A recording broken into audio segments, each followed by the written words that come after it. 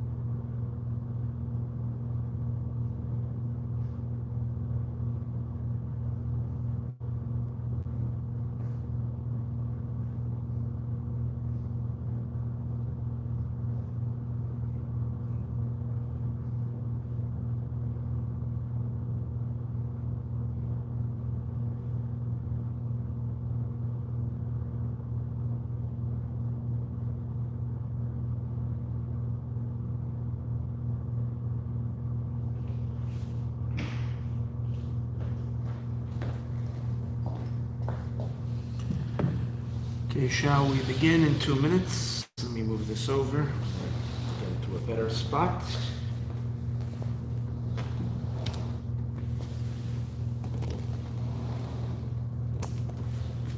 Two minutes.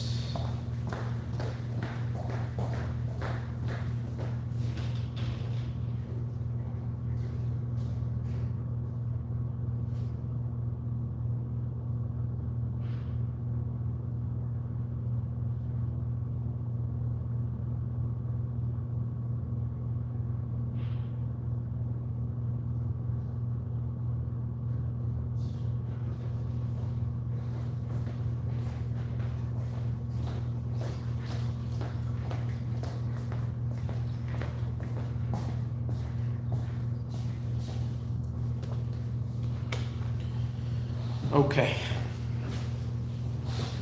Thank you everyone for joining, and thank you for being a little patient with me.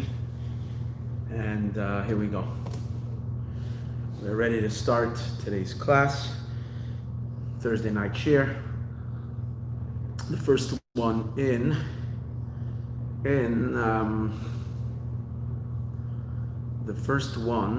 this series of this year. No, we did last year. We did Bereshis. What am I thinking? I'm losing it already. Parshas Noach. Okay, I do need to get the name of the dedication. I'm sorry, I'm a little tzufloigen.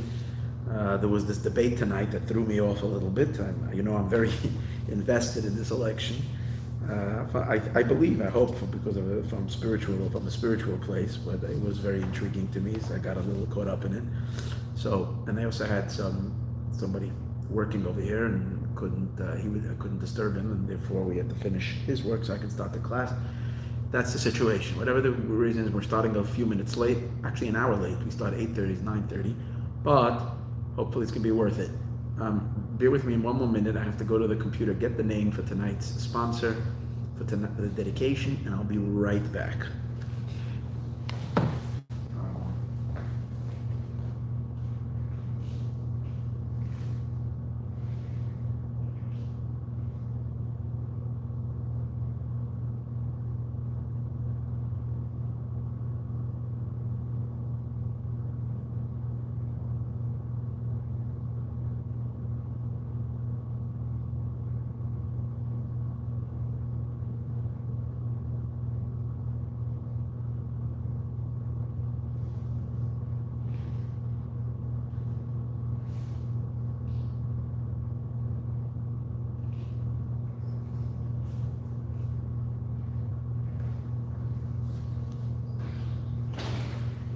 Okay, so tonight's shir was dedicated in honor of two women. Carol Ann Bas Herbert. We don't have her Hebrew name, but Hashem will figure that out. May this be a schus for her Aliyas Neshama. And Yospe Bas Feivel. May her Neshama have a great Aliyah. This was dedicated by Eliza Koren. So thank you for that dedication. May their neshamas have a great aliyah to the greatest of heights. May you receive a lot of blessings in your life and all that you need and all that you want. Okay. That being said, let me teach you tonight, not from what I know, but from what I don't know. I love those classes much more than those that I think I know. So here's the story of tonight's class. As I mentioned, we usually learn Likutei Torah or and we ran out of discourses in that book because primarily for Bereshis, because most of the Maayon, besides a few weeks like Hanukkah, Miketz, and in Yisroel, I think Peshalach, and so on, most of and Purim will have some, but most of the weeks we've done already all the Maimers and Maayon, and so I look always for something new, especially at this season of the year. When I came in today, as I did tell you, I'll admit I got a little caught up with the debate. And I came here and I said, what am I going to teach? I need to find something. And I randomly picked the book. And see how sometimes I feel like God is on my side. He's always on my side, but sometimes he lets you see that he's on your side. He's helping you out. So I pulled out a Sefer Maayon from the Alter Rebbe.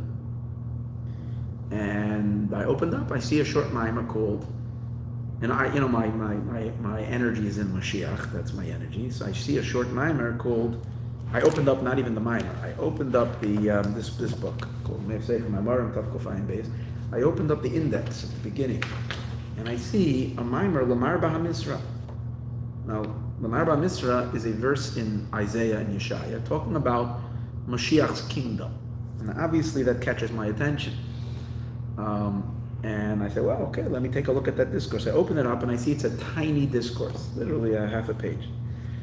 So then I look at the bottom, there's some notes. It says that this discourse, if you want to read it in a longer state, pick it up in Sefer Memora Ad Marazak and the Memora of the Alter Rebbe on Nevi'im, on prophets. So I look which page, I open it up, and there's two versions of the discourse in greater length, pretty significant length. I say great. And again, I'm feeling a little bad that I'm not going to teach anything on Noach. I'm just going to be teaching about Mashiach, and I like to teaching the Parsha of the week. Turns out, to my surprise, what does the mimer discuss? All the way towards the end of the discourse. But what does the mimer discuss? All about Noach's teva. If it discusses anything besides Mashiach, it discusses the Ark of Noach and why it was the main idea why it was a square entity and it wasn't rounded. If you make a ship, it should be rounded. And that's what the Alter Rebbe discusses, the idea of Noach's teva. So you tell me if that's not God dropping a gift right in my lap. And the beautiful thing was, it's all based on the book of Isaiah, of a pasuk Yeshaya. So I started reading it, and I realized he's quoting a lot of the verse, and I'm running very late. I didn't prepare long, so I ran and I got the prophet, the Navi, and I said, where am I going to find it? I hoped it would give me the actual, where the pasuk is, So I open up the book of Yeshaya, and I say, and where do I open up to? That pasuk. I'm not kidding with you. I open up to the pasuk, Lamar Hamisrah. And it wasn't like I did teach this. So maybe you can say I opened up the book a few times to that page, but I opened up Isaiah to a lot of psukim, to a lot of verses. And there was no, sometimes I put these book markers. There was nothing there.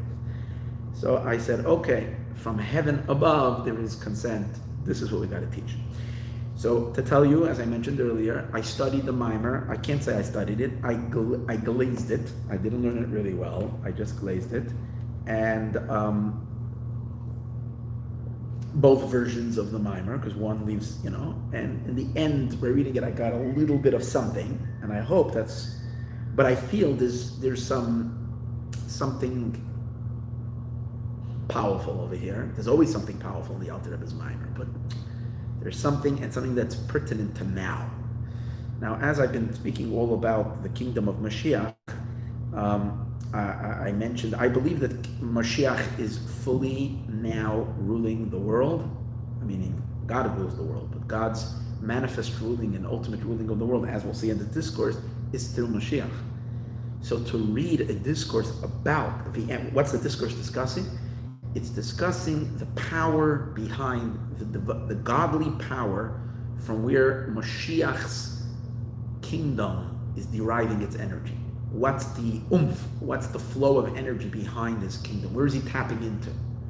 Because it's a pasuk that's discussing, it's really a verse that refers to the king Chizkiyahu HaMelech, who was the great-grandchild of King David, of David HaMelech. And even though it's talking about him, but the sages say that God intended for Chizkiyahu to be Mashiach. And because of an accusation that there's different things, according to one opinion, it was because he didn't sing Shira, he didn't thank God for the miracles that God did, so he lost his privilege of being Mashiach, the Mashiach. Or another thing was that he caved in, he surrendered, he sent a gift or something to the king of Ashur, and there was some kind of a weakness on his end. And the angel said, someone who's weak and doesn't have the, I think that's the idea. I have to really look it up in the source to understand it better, but I think the idea is that the ultimate king can't have any authority over him, anybody. And some kind of a,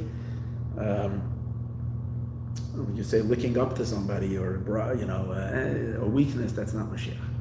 So it has to be the ultimate ruler. So that's why those verses are really talking about King Mashiach. Now we discussed already in this past year and earlier years, but this year, if you look at my class called the Siyam HaRambam, which I gave this year, and it's one of those classes that came together in a dazzling way. Thank God. It was, I tell you, that one was totally not me. It was an unbelievable, suddenly bang, where everything from all angles just came just booming, and it clicked together like this magnificent thing. It was, if I have to say that one of my classes are dear to me, endeared, that I like it, I enjoyed it, was that particular class. And again, I didn't expect the outcome. It came out much better than I would think it would. That class talks all about this concept of the mem. The mem of the word lamar be Hamisrah, which is let me first say what lamar be Hamisrah means. It's a verse speaking about, it's foretelling the kingdom of either Chizkiyahu or the kingdom of Mashiach. It says there will be increased power of government. It means this will be a governorship that will be increased. Increased how big? Endless. For those who are worried about big government, this is the good government that we don't mind it being big government. It's when it's the pure, holy, godly government.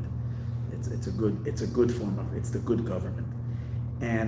But it's going to be in a way l'shalom ein case. Big government usually causes a lot of conflict, but this is going to be one l'shalom ein case. It's going to be endless peace without an end. It doesn't mean that we're going to have infinite quarrels, so we're going to have infinite peacemaking. It means it's going to settle since in a way that there's going to be harmony, endless harmony in creation and in all of existence. But what's unique about this verse, what makes it stand out, is that, we know in the letter of the Aleph base, there are the ordinary letters and then there are the double letters. There are those letters which are a kefil, where the letter is repeated twice. So there are 5 letters that have and the doubling of those letters is when they are mentioned in the middle of a verse, then they are in one form, and when they are mentioned in the end of a verse, then they are in a different form. Like the 2 chafs, there's the regular chaf, which is like this, and there's the long chaf, which goes down low like that. And then there is a tzaddik. There is the regular tzaddik, and then there is the tzaddik that's placed at the end of a tzaddik sofit, right? A tzaddik that goes at the end of a word. Whenever the letter tzaddik concludes a word, you put that kind of a tzaddik. It's like a stopper. It's like a period. and it's not a period, because it's not the end of a sentence, the end of a word. But there are only 5 letters like that. And we discussed at great length that these 5 letters are related to the redemption. So one of those letters that are double is the mem. So there is and then in the form of the mem is that one mem is called an open mem, and the other mem is called a locked mem. The form is that in an open mem there's a little opening. A mem is more like a little bit like a box. The bottom is flat, it goes up, and then up. And it's got a little yud on the top, comes down, but there's a little opening at the bottom of a mem, a regular mem. However, the other mem in Yiddish it's referred to as either an end mem, or it's also referred to as a schloss mem, a locked mem. That locked mem is when you have the mem at the end of a word. So you don't find anywhere in the Torah a locked mem in the middle of a word, besides in this verse. Lemarbe Hamisrah. The word lemarbe, increased, the word marbe, from the word marbe, is a closed mem, even though it's in the beginning, it's the second letter of a word, it's a closed mem. So already it's discussed that the closed mem is associated with a very high level, as we're going to see in the discourse. And the reason why this closed mem is a closed mem, because it's related to the future life of the time of Mashiach. A closed circuit, where there won't be any more hacking. And the reason we have exile and suffering and all that is because there are hackers. There are those, the forces of unholiness are stealing, they're robbing, and they're living off parasites, spiritual parasites that live off godly energy and use it for unholy purposes, for bad stuff. That's their power. But in the end of days, there won't be any evil anymore. Why? Because they'll be cut off. There'll be a closed circuit. They'll be locked. No more hacking. No more stealing. And that's why the government and really where is the energy being stolen from? The energy is always being stolen from the empire, the kingdom. It's like stealing the government. It's like cheating the government, taking money for the government and misusing it. Government corruption, right? We've been hearing a lot about that these days. So there's all kinds of corruption, all kinds of where the monies that are supposed to go towards the improvement go to the leak into the wrong thing. There's so much leakage of the United States Treasury and money that's supposed to go towards program, and people take advantage of them and so on and so on.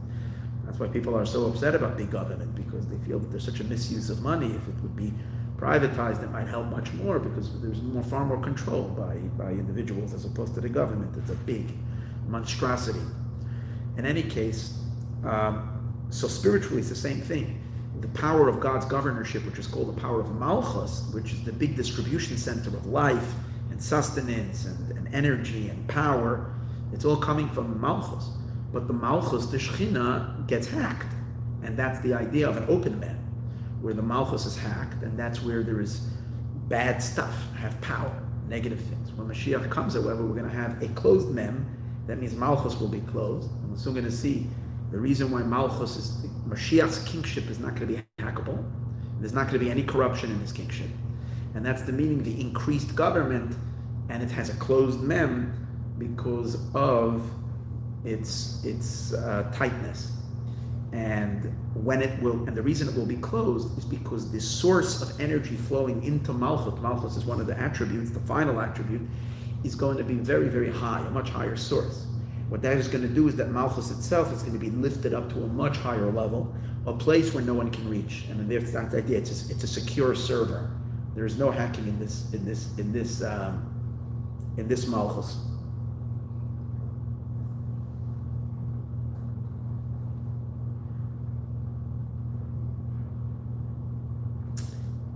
In this level, it's closed, and that level is the closed mem. And from there, the energies, it's two things. First of all, it's closed, it's protected. Another thing is that it's infinite. That's the idea, infinite governorship. That means that what that really means is that the power of the divine that's going to filter into creation through Malchus is going to be pure infinity, as opposed to now, until Mashiach comes. I don't want to say now, I don't even know where we're holding anymore. We're so in the twilight zone, we're so in the transition, and I can't even say what now is, but we're definitely somewhere moving along full throttle, full speed into this time. basically the finite world is gonna operate on a simply on an infinite level, and then everything is going to open up into infinite possibilities. Perhaps that's the quantum age, where we're beginning to tap into a deeper level of existence, where we're tapping impossibilities and so on and so forth. And that's the physical element of entering into this quantum dimension, is a reflection of the spiritual dimension of Malchut, which is the battery of the world, or the source of life of the world, is plugged in at a much higher level, a place of security, a place, and on that level, as we're going to see, the Shalom Ein Kates, when we will be operating from there won't be any more conflict, and there won't be any more dichotomy, there won't be any more friction between wars between nations, entities. There won't be any clashing, and it will be a perfect, harmonious existence of all of humanity, and all will go back to the power of Malchus above, and to Mashiach down here, whose soul, spiritual neshama, is plugged into the attribute of Malchus as it is elevated up all the way into Bina, which is that closed circuit, which is Marba Hamisrah. Now, the beautiful thing is that the one time that we had a prototype of that being plugged into that place where the world was kind of being sustained from that level was during the flood, when Noach and the ark. The ark was a physical space in this world. It was a ship. But it was infused with the closed mem, with the energy of the closed mem. Where Mashiach takes us, like that's why we know that the ark of Noach was the time of Mashiach. In what sense was it the time of Mashiach? I mentioned in the Monday class, there was peace. There was infinite peace. All the animals, they usually are arch enemies to each other. Usually one makes the other one its lunch or its snack. These animals were living and drinking beer together. They were just pals. The world was incredible. Everybody lived in peace and love, brotherhood. And so that's the connection to the Teva of Noach and to this whole discussion. So let's learn. As I said, I have a vague understanding of all what it does, but I think even just by talking right now and explaining this, somehow letting it flow, it's coming together even more in my mind, and hopefully it'll come out the way it should. Okay, let's go. So here's the pasuk. It says, give me 1 second, because I want to get the actual book of Isaiah, of Yeshaya, and share with you the verse before this so that you get the flow. Just 1 second, I have to find it.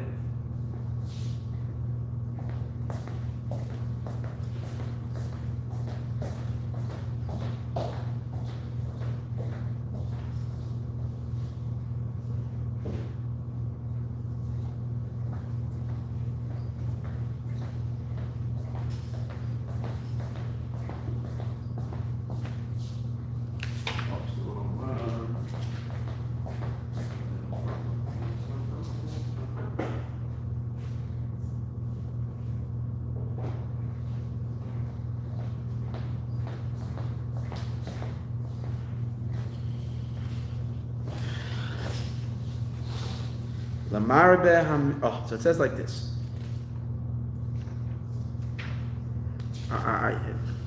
Okay. I know I'm always talking about my lack of stuff, but that's what I feel right now. In any case, when you give a class, the right way to do it is to sit down and to do all the research. You should at least be spending 20 hours before this. I did it. Okay, hold on. It's also hot. Okay.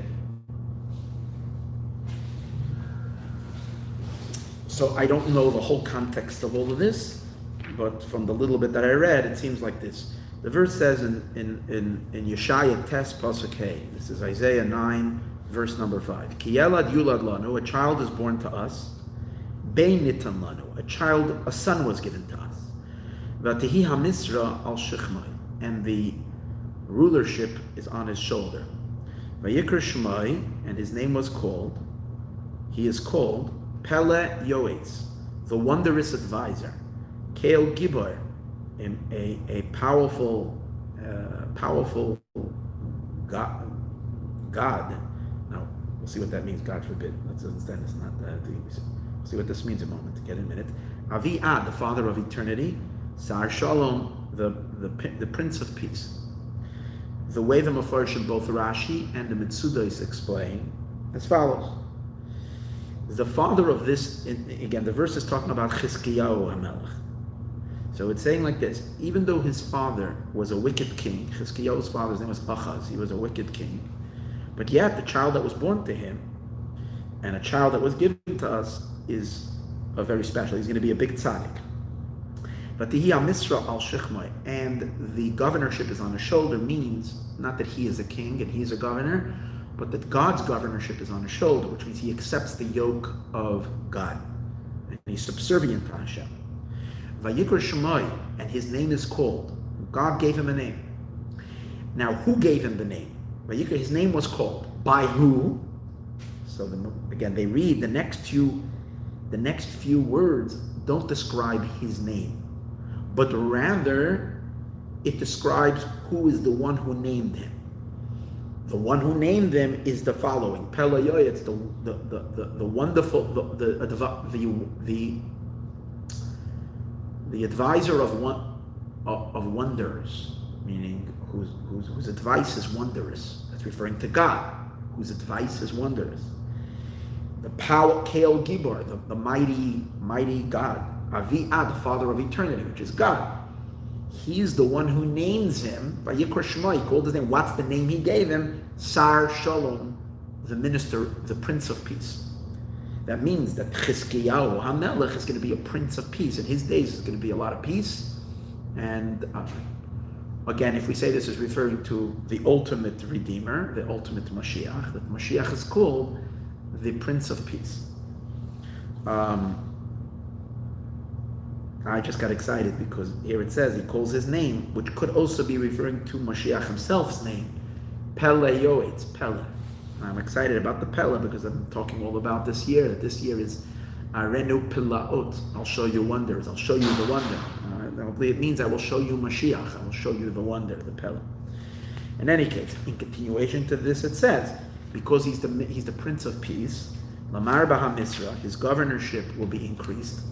Well, the Shalom Ein Kates, and together with his increased governorship, it will not cause strife, animosity, hatred, conflict, like all other monarchies and kings only led to bloodshed and to war and to so forth. On the opposite, his kingship and his rulership will be one that l'shalom ein kates, there will be infinite peace. Al kisei David va'al mamlachtoi, upon, because he's this increased government and endless peace is going to be now established on this individual, whether it's Chizkiyahu HaMelech or Mashiach. Al Kisei David, the one who is sitting on the throne of David, of King David, V'al Mamlachta, on his kingdom, meaning the peace is not only on the king, but on his entire empire, on his entire kingdom. L'hachanoisa, to fortify, to prepare it, to fortify it. No, l'hachanoisa means to prepare it, or to establish it, u'lesada, and to support it, b'mishpat u'b'tzedakah, in judgment and in righteousness, me'ata v'adolam, from now on to ever. That's the idea. Okay, there's a little more in the verse, but that's the thing. So we're talking about over here an increased government, a peace without an end, which is upon the throne of David and upon his kingship to prepare it and to support it. Okay. I gave you the simple meaning of this verse. Now let's take a look and see what the Alter Rebbe has to say about it. Again, I'm reading from Sefer Mamarei Admon Azak and Nevi'im, Daf Samach, and I think it says, let me make sure, that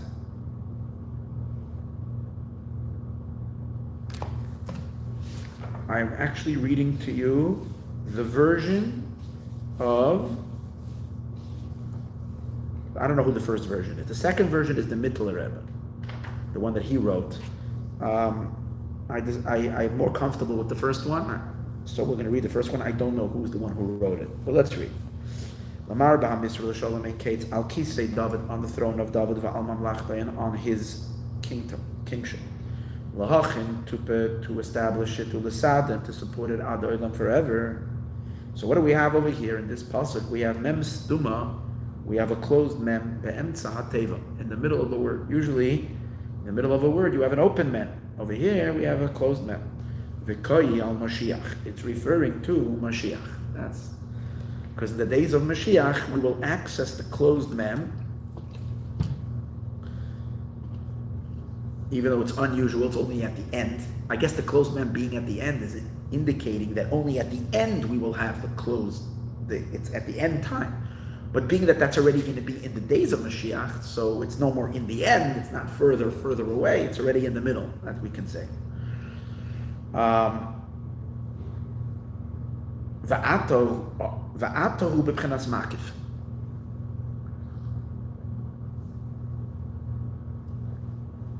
This power of increased governorship and infinite peace, which we're soon going to see, is a very high, godly level state of affairs, which is going to manifest in Mashiach and thereby empower his great empire and his great kingdom. Now, currently, until the days of Mashiach, this energy hovers over the Davidic dynasty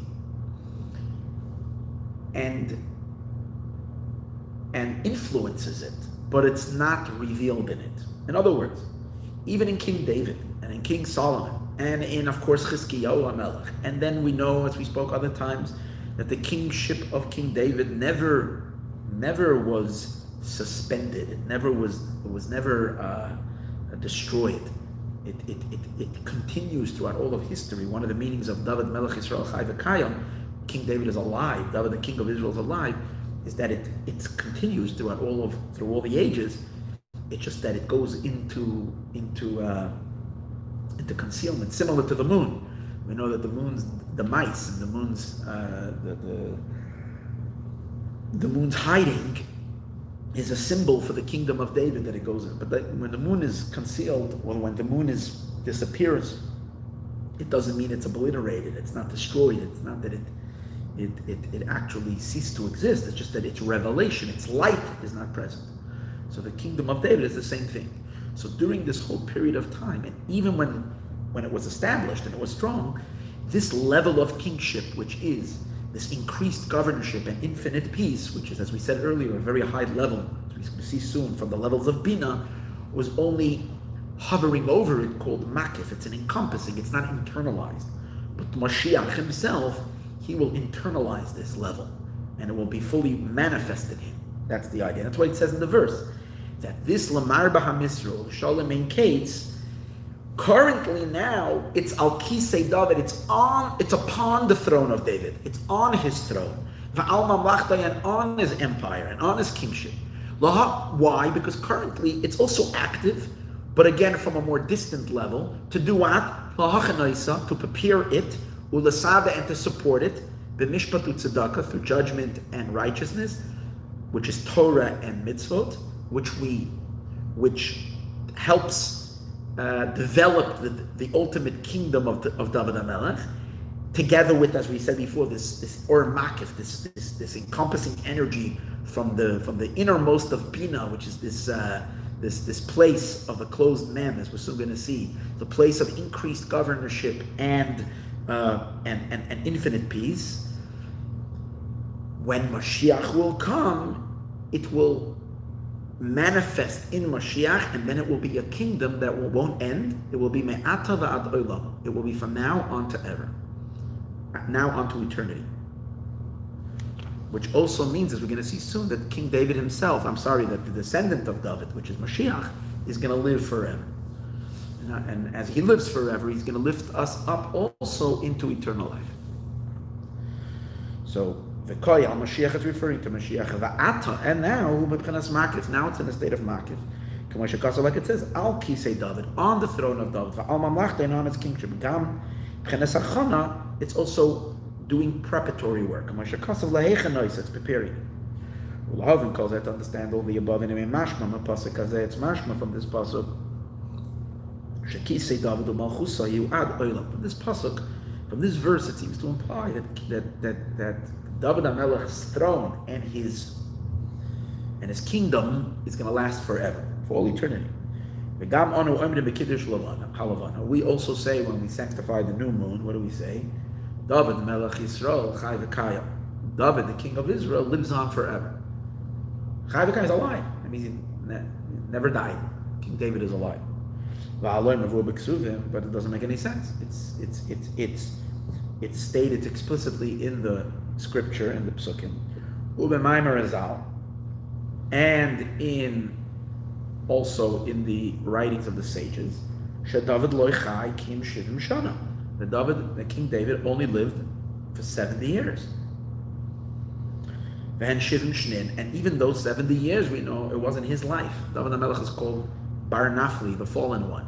Mashiach is called the fallen one. David is called the fallen one, because even his life was not his, and because he had to borrow that life. And where was it borrowed? The She'ilin, it's the 70 years that he had to borrow Ma'adam Kadma from the ancient man, Shu Adam Arishon, which is Adam Arishon, first human being. We know that Adam Arishon was meant to live 1,000 years, because God told him, the day you will eat from it, you will die. And he didn't die the day that he ate from it, but God forbid, was not misleading him when he said you will live for it, you will die on that very day. By Hashem, 1,000 years is a verse in Tehillim where it says, that 1,000 years is considered a day. So therefore, as long as he dies before his day is over, which means by his 999th birthday, 900 by his 1000th birthday, a day before that, he's still going to die on the day he eats from it. All right. So he was supposed to live 1,000 years, but it was deducted. We know that Adam lived, as it says last week in the parsha, only to 930. Where are these other 70 years? It says he loaned it, or rather, he gave it as a gift. But it's the words that the sages seem to use is not that he gave it as a gift, but he loaned it to David HaMelech. It was deducted from his years, 70 years. David, and these are the lives of David. So we see it's very limited, King David's life. What do we mean that David lives forever? The idea is who as follows: the David Melech Yisroel Chai v'Kayim. This that we say that David, the king of the Jewish people, lives on forever. Kayim Mashiach ben David. It's referring to Mashiach. Mashiach doesn't die. Mashiach lives forever. Now it seems that the whole verse seems to be everything in double. It says, this is what I think he's saying. It says, Marba Hamisrah, increased governorship, that's one. L'shalom ein kates, and infinite peace. Then it says, Al Kisei David, on the throne of David, V'al Mamlachta, and on his kingdom. Then it says, L'hachin Haisa, to prepare it, U'l'sada, and to support it. And over here too, it's with two things, B'tzedakah, with tzedakah, b'mishpat, with judgment, u'b'tzedakah, and with righteousness. And then it says two things as well, me'ata, from now, v'ad olam, and on to ever. So you have the on to ever, and there is the now. So everything is twice. The reason for that is because because in the previous verse it says, Ki yelad yulad lanu, bein nitan lanu. A child was born to us, a child was given to us. So you have double. Yelad yulad lanu, bein nitan lanu. A child was given to us. Vati Hamisrah al shichmai, and then it says over there, what did it say earlier? The double over here, Vati Hamisrah al shichmai, I'm not sure. I don't see a double there. Okay. But at least you see doubling in the words. So who is it referring to? Shekaya Mashiach ben David. So this is referring to Mashiach ben David. And that's why it says regarding him, referring to Mashiach, but maybe he means to say it's referring to general, to the energy of Malchus. The doubling is because there is the, like he's going to explain right now, there is the life of King David. It's one level of kingship.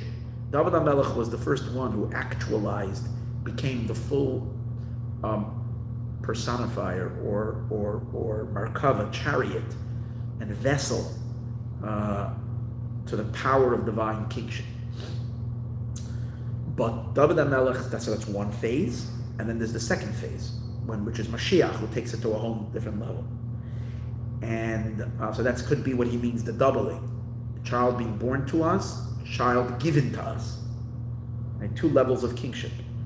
And as he brings in this pasuk, when it speaks about life of the king, the very life of the king, which obviously the life of the king is the life of his empire. So regarding the life of the king, it says in the pasuk, which pasuk? A pasuk in Psalms, in Tehillim, one of my favorite chapters, Tehillim 21, Psalms 21. Over there it's speaking about the life that's given to Mashiach. So it says like this, Mashiach and David. The verse begins with Hashem, Ba'ozcha Yismach Melech. With your power, the king will rejoice. That means that the kings rejoice, happiness, because of his life that he's getting. Ba'ozcha, it's from your power. It's not his power. It's just an energy flow, a channel for God's might and God's power. And what does it say? And it says how this human king needs life. And we're going to see soon it's not only the human king that needs life. The spiritual source from where the human king comes from also needs life. Doesn't have any life on its own. And what does it do? Chayim shal mimcha. Life, either it requested from you. Shal means to request, or it means life he borrowed from you. Sha'al also comes from the word shaila, which means borrowing. He borrowed life from you, and then it says nasatala, you gave it to him. So hold on, if you borrow something, it's not given. Nasatala means you gifted it to him, which means saying, as we said earlier, it's referring to two levels. King David himself, David HaMelech, his life was borrowed. Mashiach's life is given to him. It's gifted to him. Beis bechinas, these are the two levels. Sha'al lashon shayla. Sha'al doesn't only mean request. It's lashon shayla. It's a borrowing. V'nasata u'bchinas matana, and nasata is a gift. V'hainu, and the reason is, and the way it works is like this: Kishnei chaye David, because the life of David hem sheulim mechaye adam kadma. Because the life of David HaMelech, as we said earlier, was borrowed from Adam. It's interesting, if he borrowed it, when is he giving it back? What does that mean? He borrows it and he give it back. So maybe when David HaMelech passed away and his soul went up, he returned his years back to Adam. So Adam is completed with 1,000 years, even though he didn't physically live here for 1,000 years. He lived here only 930, but maybe with the years of David, it was a compensation for Adam's life. It's as if Adam lived here for 1,000 years. Could be. Again, I'm just thinking. This that we say that David borrowed his life from Adam is also on a more mystical level. The attribute of Malchus, which is the spiritual source of King David's kingdom, the attribute of kingship, also is lifeless. Malchus is feminine. It doesn't have anything of its own, just like the moon doesn't have any light of its own. It must receive it from masculine. In Torah, masculine and feminine is always the influencer and the recipient. So Malchus is empty. She receives her life from the one that's giving her. So according to Kabbalah, Malchus, it's referring to Malchus, which Malchus has to borrow life. She receives that life from the higher Sphirot. Now we have to figure out how is it that Malchus, which is again the spiritual source of King David, is receiving the life from where? From Adam, from Adam. What does that mean? Adam, the first human being, is referring to the attribute of Chachma. See, there are 10 attributes. Chachma being the first, Malchus being the last. So Adam Harishon, Adam is his soul was rooted in the element of wisdom.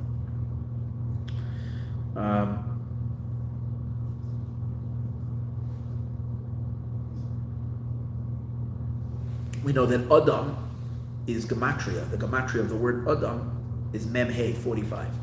Aleph, Dalet, Mem, 45. And Adam,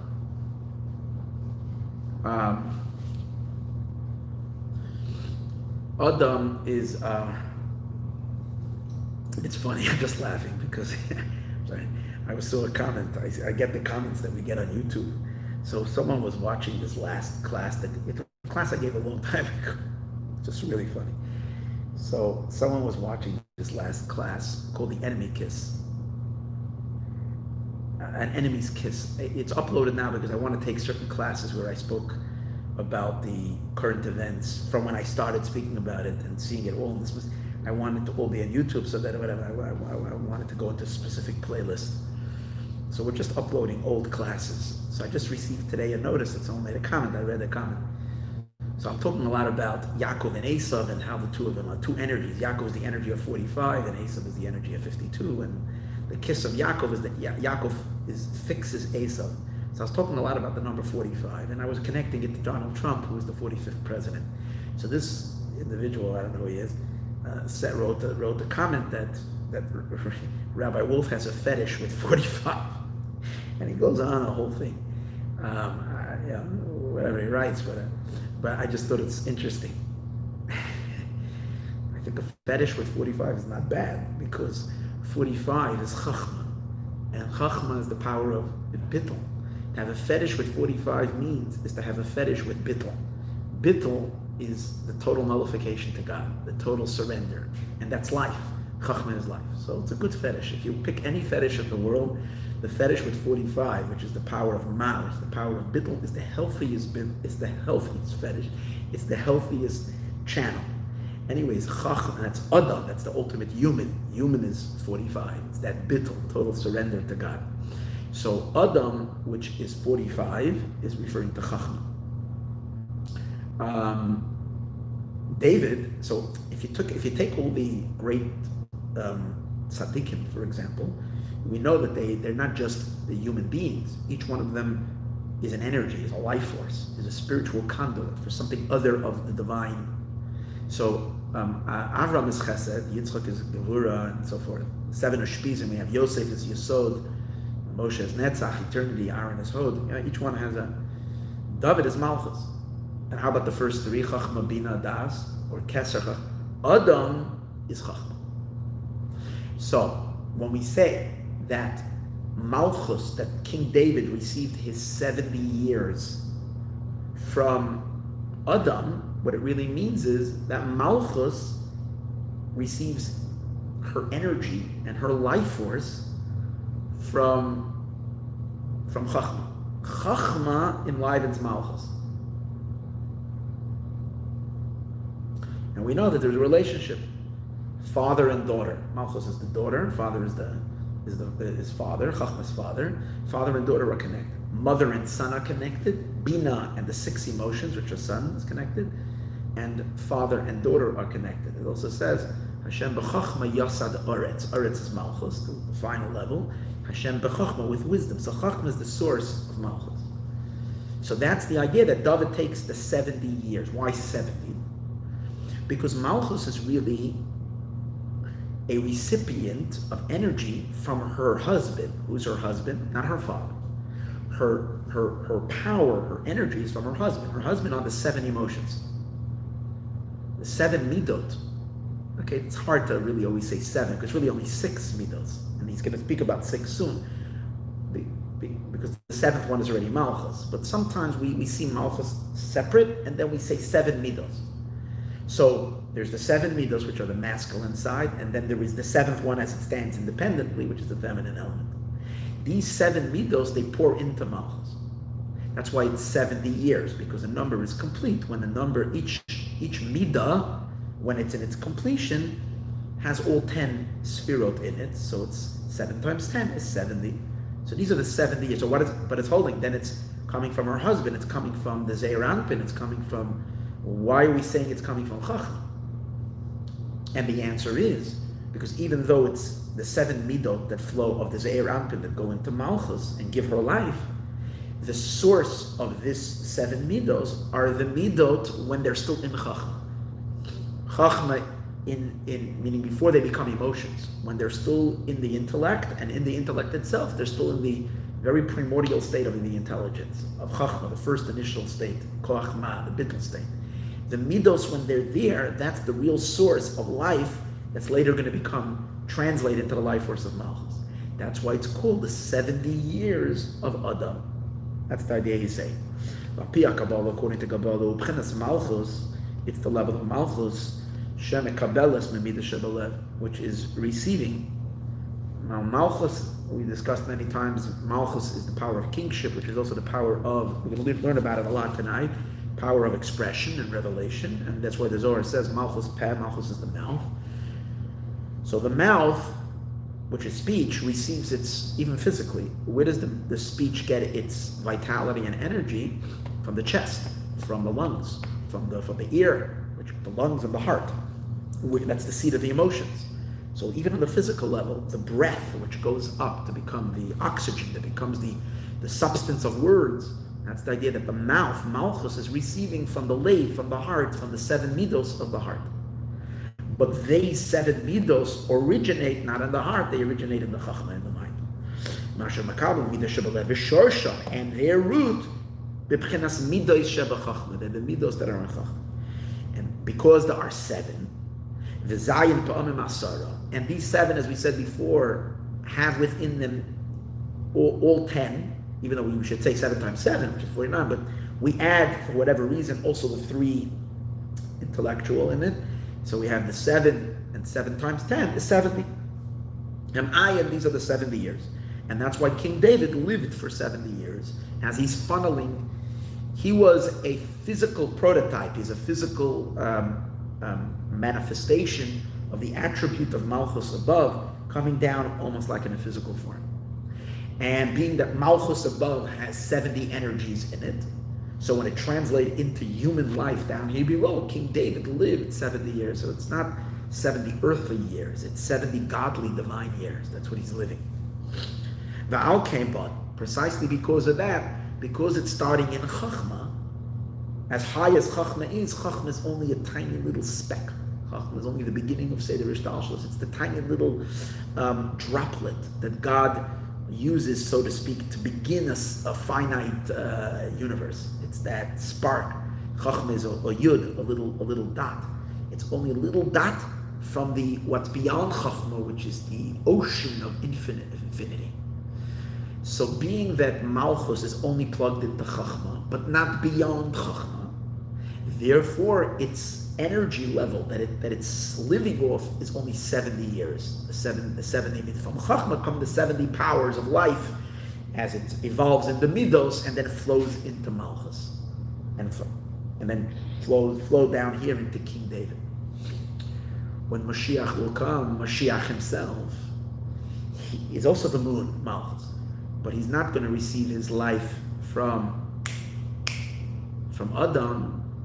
For Mashiach it says, Nosata lo, you gave him.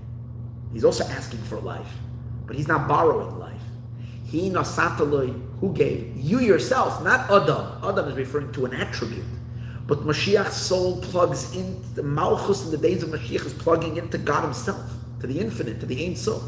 But he says, by David HaMelech, Einam Chaim Atzim, it's not essential life. Kiheim, interesting idea, it's Almanas Lahachzer, he has to return it. Now, I don't have a clear understanding of why this idea is that when you're receiving energy from Chachma, it's not called essential life, and therefore you can have it, but it has to be returned. Dahainu, what does it mean it's returned? Aliyasal L'Makoira, these midot, these life forces are channeled down into Malchus. But then it expires, and that means that the years, life forces that were there enlivening his physical body of King David retracted and went back up to its source. And spiritually would mean the same thing, that the energies leave Malchus and go back up into Chacham. V'zeu, and this is the meaning of Shalom Imcha, he's borrowing it from you. Aval al Mashiach, but when it's referring to King Mashiach, Nemar, it says, Bayim Nosata lo, you have given it to him. B'bchinas matana, this is a gift. She'einer chazeres, it never returns. It's a gift you don't have to give back. What does that mean? So again, a little bit I understand it. As Malchus is functioning as one of the attributes from the 10 Sfirot, it's a distinct entity. So, and even if it's plugged into somewhere, it's plugged into a certain level. That's not essence. It's all projection. Anything that's projection is not essence. But Mashiach Tzidkenu, in the time of the world will be elevated. The world, as a result of the tikkun of Torah and mitzvot and everything that we've done, the worlds have gained such a deep connection that the inner soul of the world can get married to God, meaning total oneness. They get married and they become one flesh. They become entity, which means that Malchus itself gets reabsorbed in the Ein Sof, and it retains her identity while she's absorbed. So on the one hand, she's the source of finitude. She's the source of a creation. She's the source of a defined, and all the way down to a physical, limited, defined world. But at the same time, she's pumping infinite light, and she has infinite energy because the source is Ein Sof.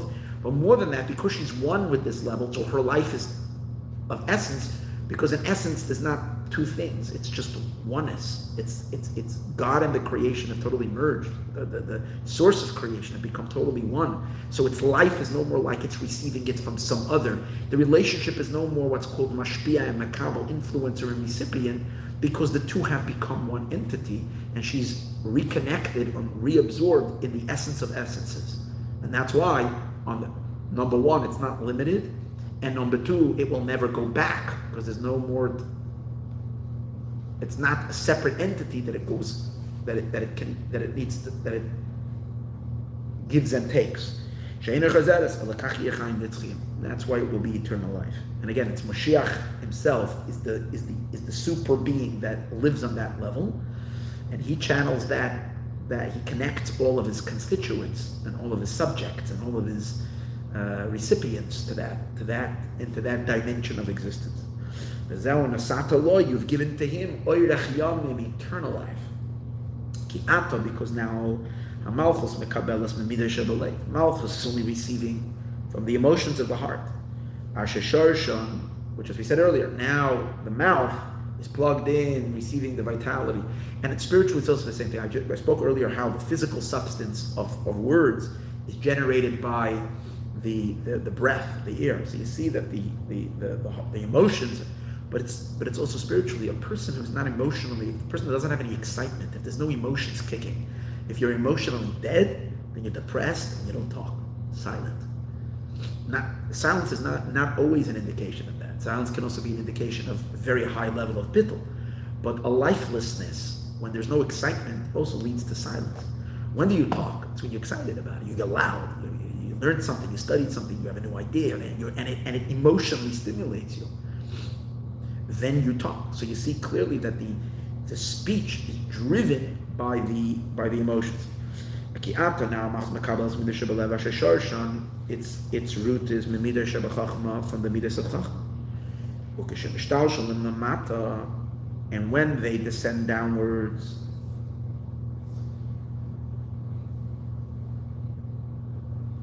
Maayon. In other words, their sources in the Midos of Chachma. But when they come down, which means they manifest, as we spoke earlier, the intellect is the source of the 7 emotions. And these 7 emotions eventually make their way into the speech, and they become 70. That's the 70 years.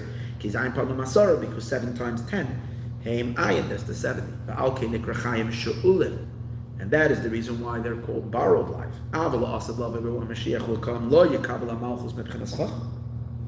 Malchus is not going to receive from Chacham. Malchus is going to receive its energy from what? From a much higher eternal level of life. It's going to plug into the essence of essences, in the place where God is not a projection of wisdom, but God's essential pleasure. And that's called in the level of simple pleasure, where pleasure and life are inseparable. It's life at its very, very origins of origins. And over there, pleasure is simple. It's not defined by anything. It's just a pleasure of beingness, of life, of God's essential delight in his own existence. And at that level, Mashiach's soul is plugged in. You realize you have a human being that no other human being ever tapped. His soul is plugged in at the very essence of essence. That's why it says Hamisrah al Shichmai. And that's why it says that regarding in the first verse that we mentioned earlier, it says that the governorship will be on his shoulder. What does that mean? Hamisrah ubchenas Malchus basa v'dam is an amazing thing. A deeper meaning of the authority, the governorship will be on his shoulder. We said earlier on one level it meant, in the simple Pirushim, the Mefarshim Mitzudas, Rashi says it means that he will accept the heavenly yoke. God's kingship will be on his shoulder. But the deeper mystical meaning of this is that the human side of his kingship, the fact that he's a human being made out of flesh and blood, and is a human king, will be the most external element of who he is. And that's the meaning it will be on his shechem. Shechem is the back. The misra, which is his physical identity as a physical human king, is going to be the most external. People who look in the most superficial of levels and see the backside of something, don't dig into the deeper part, will see him as a human being who's charismatic and special and powerful and phenomenal, probably the greatest human ever to live. But they'll see this human side. But those who look deeper will see that he's just a conduit for who? For God's essence. It's on a whole different level. That's only going to be the back. Why? Because Malchus will then be plugged in. Malchus is then going to be a recipient from the simple pleasure that is in the essence of the infinite one, which is way and infinite above the element of Chachma, from where King David took his life. In other words, let's think about it. Malchus, it's not just about King David, and it's not just about Mashiach. It's about the general state of existence. It's about the general state of the life force in the world, because Malchus is the source of life in the world. Now it's from a very limited place. It's coming from Chachma. Creation is substantiated by a godly epiphany. It's an idea that God has, not related to God's essence. When Mashiach will come, the world will be so intimate with God, there won't be any more a God idea. They will just be one with Him. And therefore their existence will be fortified, not as something that's an idea which you could drop it, but they will be fortified in the sense that their fortification, their solidification, will be with the solidness of God's existence, with the absoluteness of the Eberster. You understand what that means to each and every one of us, what life will be like, what our existence will be like, what every moment of existence will be like on that level.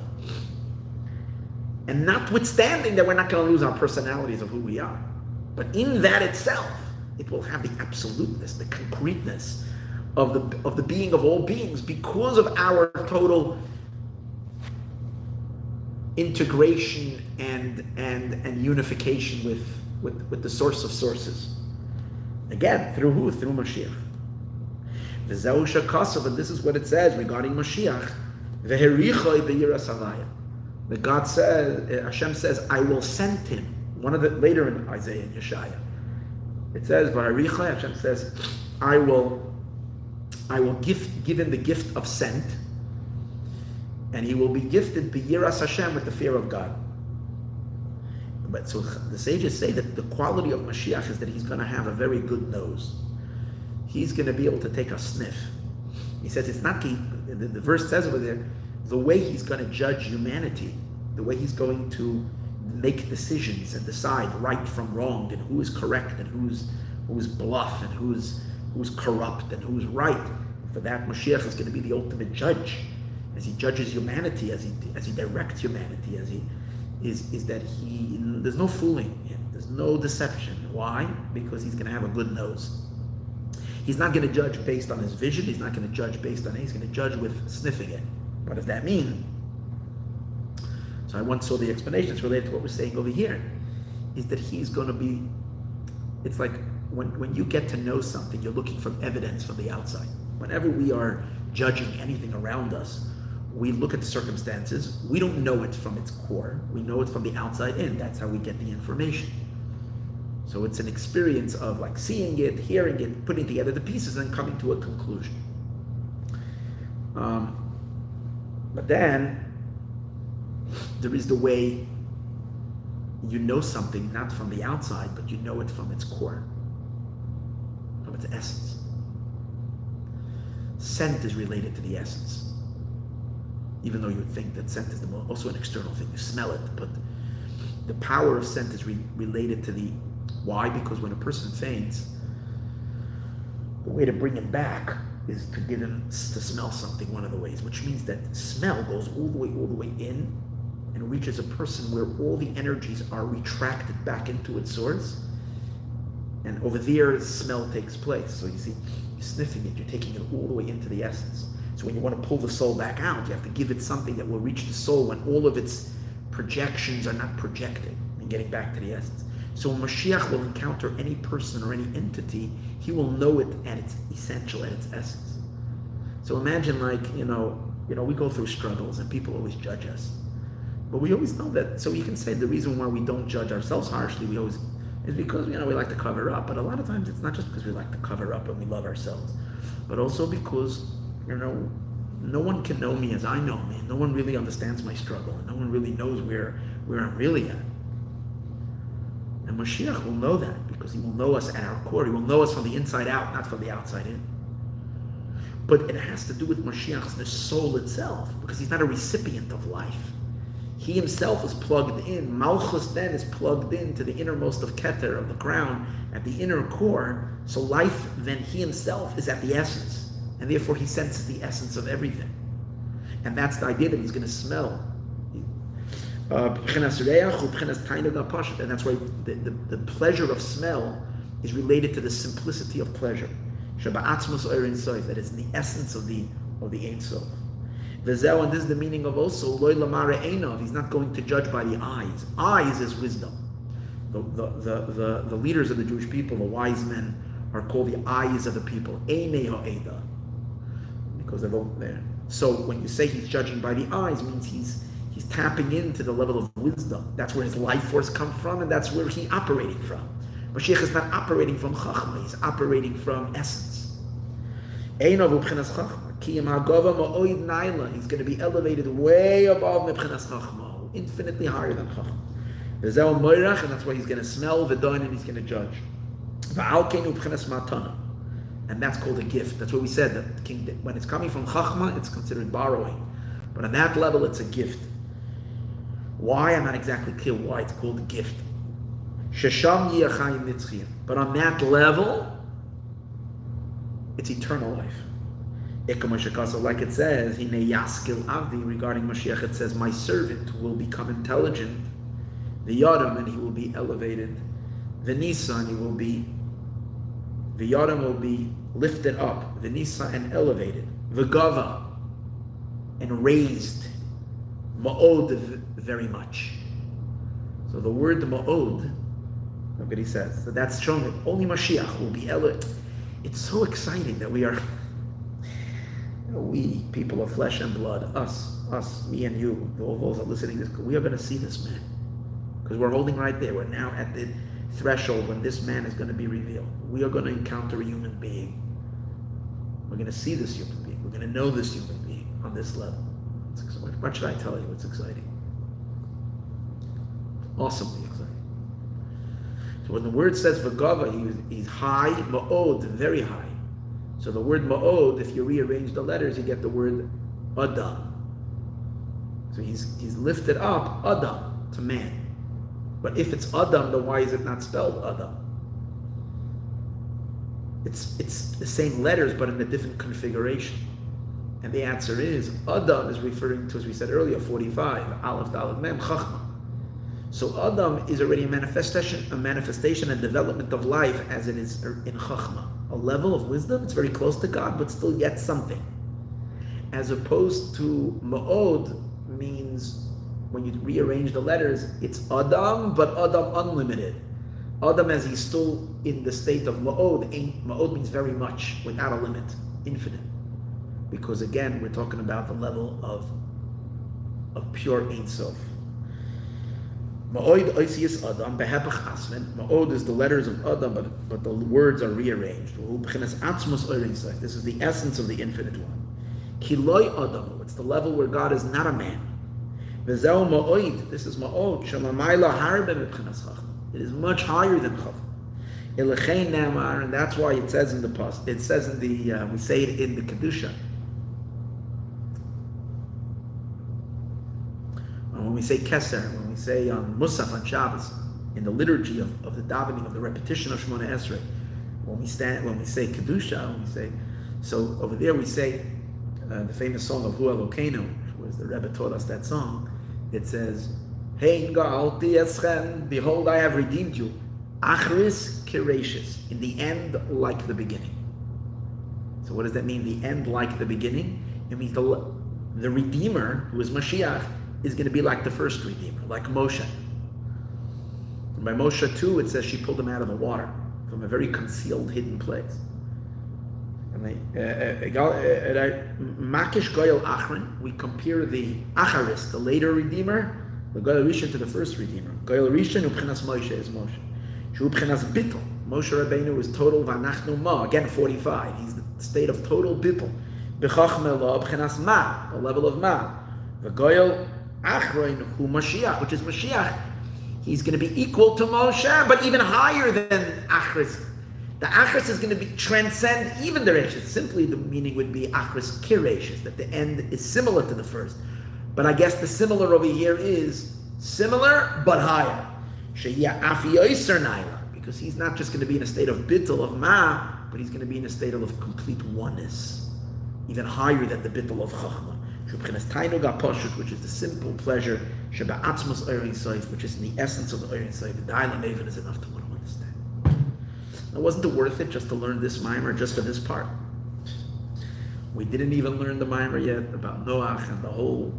We're just beginning, but this is just incredible. This is where we're all heading to. This is where we're holding at. This is the threshold we're entering into. Let's read further. Hope Hashem will help. We'll understand what he says further. This is the meaning of to increased governorship. Maintains an infinite peace. So let's understand that.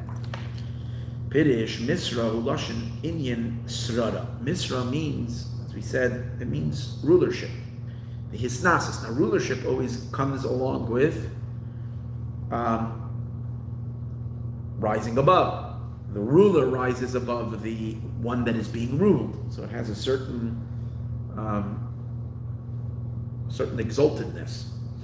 And therefore, it's referring to Malchus Datzilus. It's the power of God's kingship. We're talking about proper rulership, proper kingship. It's God's kingship. Shemis Pashetes, which that's, as we spoke earlier, that's the power that is diffused. It spreads out. Lahachyos olamos, to enliven worlds. Now we know worlds exist in three levels: Bria, Yetzirah, and Asiya. The world of Bria, the world of Yetzirah. And the way God enlivens and gives life to them is that He rules over them. And He's their king, and they submit to Him, right? So that's His kingship over them. He's their. Now He's going to explain what does that mean, Lamar Hamisrah, increased governorship. So it is known b'Sefer HaKabbalah she'ikar binyan HaMalchus li'is partziv shalom. It is known that the binyan, the structure of this power, in this entity, this force, this divine force, for Malchus to be a full configuration,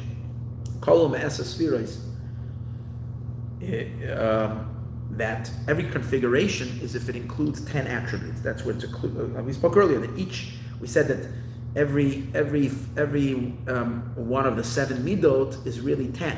Why? Because each one of the 7 midos is receiving from all 10. So Malchus, for Malchus also to be its own independent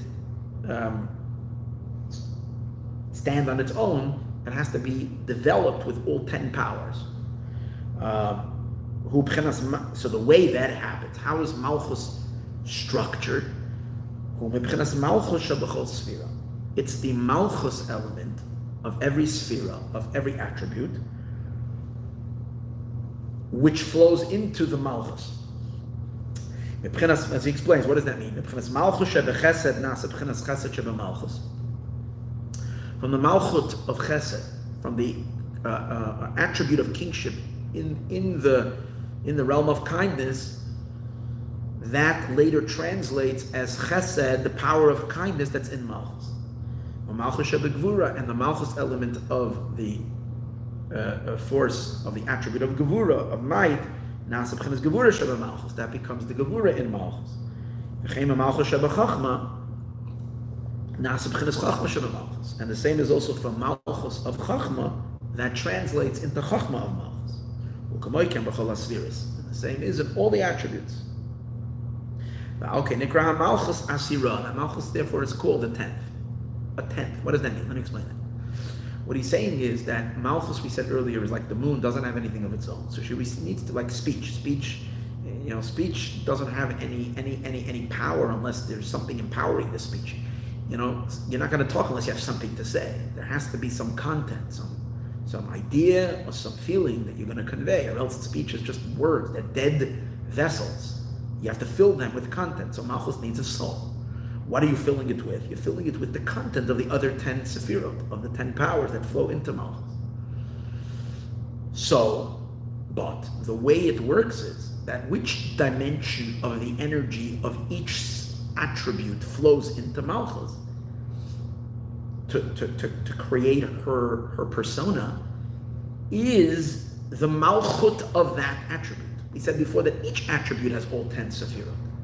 So if Chesed, kindness, is a configuration of all 10 Sefirot, it has the Chachma of, it's the wisdom of kindness, it's the understanding of kindness, it's the might of kindness, the kindness of kindness, the perseverance of kindness, the foundation of each one. So in kindness itself, there is the Malchus of kindness. What's the Malchus of kindness? The Malchus of kindness is the ability of the kindness to express itself. What's Malchus? Malchus is expression. So when the Malchut, when the kindness is not yet expressed, but it has within itself the component of expression, that's called Malchus of Chesed. From that component of the power to express, when that power flows actually into speech, it will create within speech the content of kind expression. The speaker is speaking words that are kind, that are gentle, that are sensitive. From the Gevura element, from the emotion of Gevura, and particularly from the potential of Gevura, which Gevura is might, discipline, harshness, you can say, from that element that is in the emotion, and from its ability to come to expression, that's called the Malchus of the Gevura. From there comes energy into speech, to speak forcefully, to speak harshly sometimes, let's say in a good way when it's needed, a discipline in speech. So this is the various malchut elements of all the sefirot, which later translate as these notions. So the ability to say kind words is coming from the kindness of speech is coming from a different emotion than the disciplining of speech, the harshness of speech. Each one has its own source. That's the idea. But since it's only coming from the malchus of every sefira, and malchus is always the lowest dimension of the attribute, because it's not part of the content, it's only part of the revelation of it. The other attributes of each attribute is part of its content. This is not part of the content, it's just the ability to express. That's why it's, if we can say, it's the weakest of the attribute. And it's considered only the 10th of the attribute. And that's why we say Malchus, being that it receives only the 10th level of every attribute, is the smallest of all the attributes. and the lesser of all the attributes. That's why it can become a source for a finite creation. Had it been a more inner level of divinity, it would have been dominated by infinity, and it would never serve as the kernel for finite existence. So it needs to be reduced. It needs to be limited. And so Malchus is receiving only the 10th of all the spheres. It's only receiving a 10th of every attribute. To understand, because he's going to explain what does this mean, increased governorship, which implies that the power in Malchus is infinite. But he's going to explain that today's days it's not that way. The power in Malchus is really fixed. Because since it's only receiving from the Sfirot, and the Sfirot are delivering a limited, it's the 10th of every sphere that's going into Malchus, so the energy power that's in Malchus, her very source, is a finite source. Until Mashiach comes, when she's plugging in much higher. That's where he's going with this, so that you can follow where this is going. To understand this well, for my flesh we will sing. In other words, this is a general concept that Hasidus always uses, that by analyzing certain psychological experiences or human experiences that happen within the inner world of the human being, we can gain insight and understanding of the realm of the divine, in as much as we say that God created us in His image. This week's parsha, it says in Parshas Noach, "B'tzelem Elokim asa es Adam." In the image of God, He made man. So we are the micro, and we can understand the macro from within us. Even though God doesn't have a body, and He doesn't have even the image of a body, the Torah speaks in language of man, so that we have some inkling of what it is. Like it says, it says, upon the throne is the image of a man. So by analyzing the human down here, the physical human, we can understand the divine human, if we can say. So that we analyze, he's going to now do an analysis on how each emotion is first in its source, it's boundless, and how the more it emerges outward, it becomes more defined and limited. And that's what he's going to show you, how Malchus is a very limited level of everything already, because things are already coming into a state of expression, and when things find expression, they express themselves already in definitions. Like an example, it's like the attribute of kindness that a human being has. Let's say when you're talking about a very kind individual, right? There's different types of people. Some people are kinder than others. So you have a person, he's a very kind and generous person. So in a case where you haven't yet seen in this person that he's bestowing kindness, he's already called kind. Even though you're told that this individual, the guy comes to town and needs help. Whatever. Let's say someone has to raise funds for something, a very important situation. So he meets his friend, a relative, and he says, who can I speak to? He goes to, this guy's a rich guy, you should go over. He says, nah, don't even bother. He's a miserly person. Oh, this guy's got a heart of gold. Right? So he's a heart of gold. Now, so you're there a day or two, you're watching, and you don't see the heart of gold. You just but he's a kind person. Even if it's not expressed, you're not seeing it, but it could be that there's a reservoir of kindness, of the potential kindness that's really, right? The guy will take a shirt off of his back, and even more than that, everything to help someone. Right? But now it's not yet expressed, it's all in potential, it's all in his heart. This is his essential nature. But essentially he's a good person, he's a kind, he's a generous, and he's always prepared to influence kindness, to give. Someone has to, however, trigger it. As a very kind person, if he's not triggered to it, it's not going to activate. So a kind person can also, go a day without. Avram Avinu was so kind he couldn't go a day without kindness. We have kind people that their kindness can lay dormant for a while because no one knocked on their door, no one needed their help.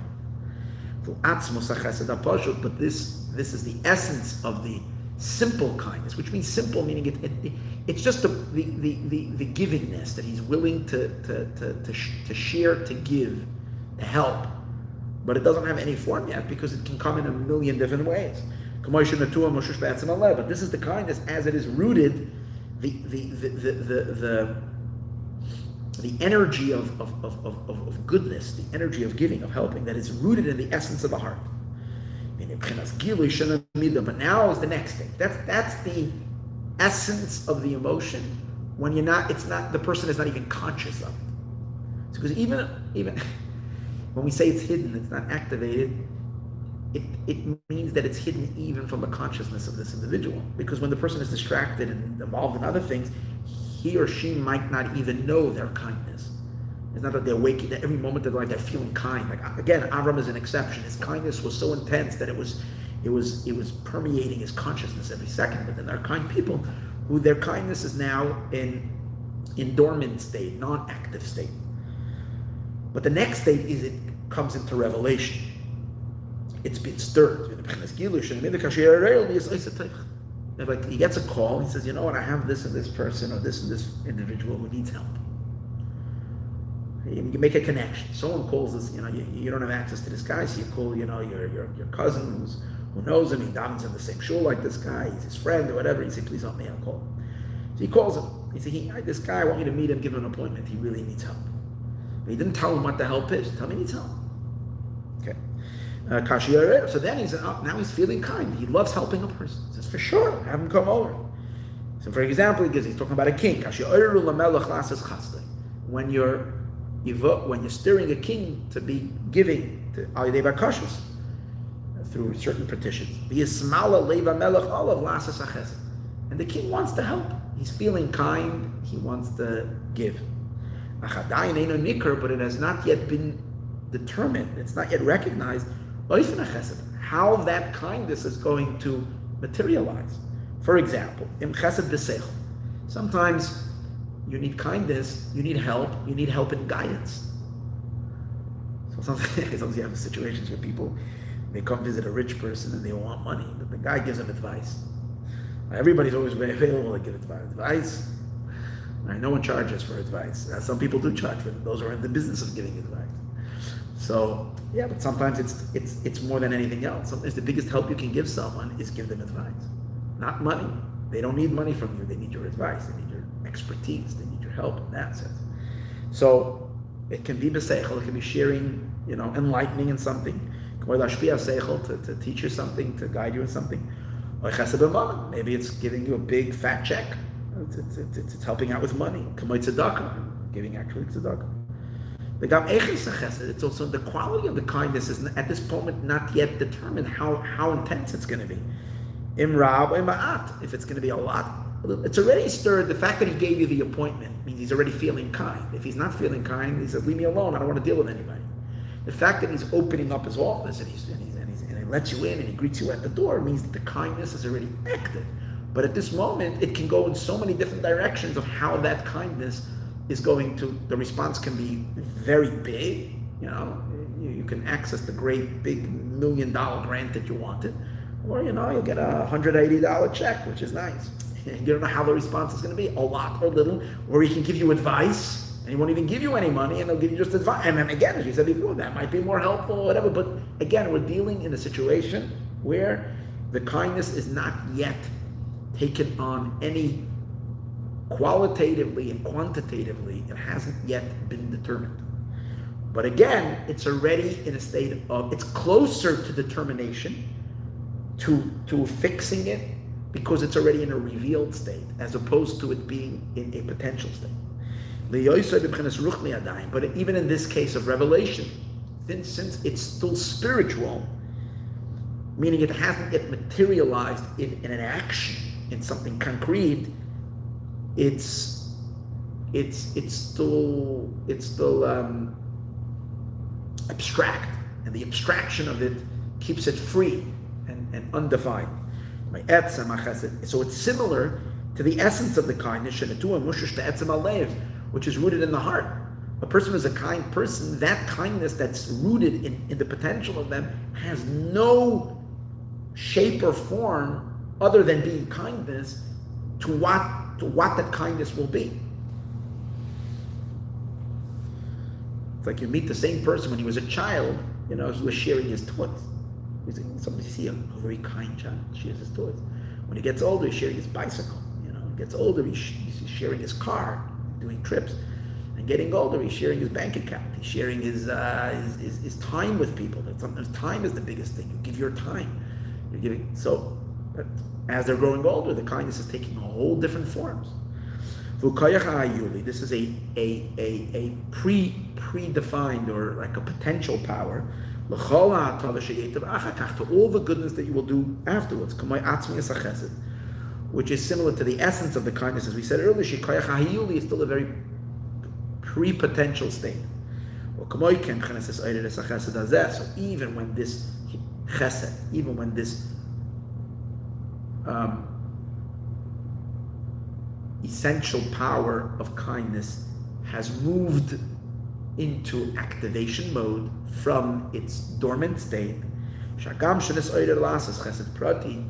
even though now it's already beginning to be directed, because the fact that you're giving, this individual an appointment means that you're directing your kindness towards one particular person. But still, it's still on adayin and yadua pratei chesed, as you said earlier. We still don't know the details of it. How and what? It's not yet limited in a vessel.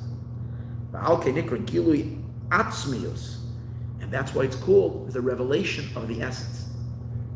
That means what is there in essence is now revealed, meaning it's not yet revealing specifics. It's just the kindness itself exposed. Where there the revelation is like the essence. But once the kindness is executed into something specific, come on, like you come to him, you don't know how his response, you need help. And in the course of the conversation, he takes out his checkbook and he writes a check. So now, it already was locked.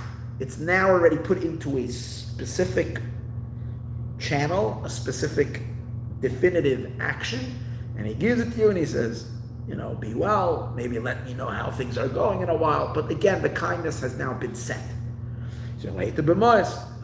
Or you might walk out and you got good advice. And he could have spent with you a couple of hours and give you everything, all the know-how, and you got a lot of good ideas. You didn't get the money, but you got that. The kindness was delivered in that form.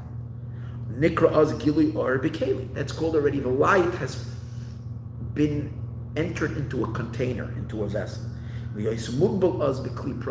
it went already into it, became defined in a specific vessel. But the general invitation to come visit the person, over there it hasn't yet gone into anything specific. That's called light without a vessel. The nimtza comes out, there's 3 levels in how the emergence of the philanthropy and the goodness is going to make its way outward. There is atzmos hachesed al-pasha. There is the simplicity of the kindness.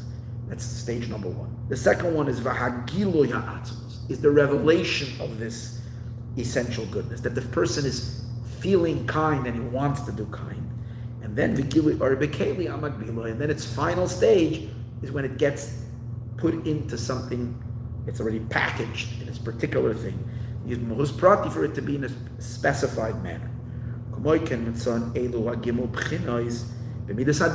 the same, he just explained it in kindness, but the same idea you will find also in the power of judgment and the power of v'hagvura and disciplining power, the power of harshness that is in the human being. The opposing power to kindness. You also have these 3 stages. For example, we spoke earlier of a kind person, then you have a very harsh human being. So sometimes it can be a cruel person. But someone who naturally is a harsh human being and difficult. This person is a mean individual. They have a lot of gevura, they have a lot of judgment, and a lot of cruelty.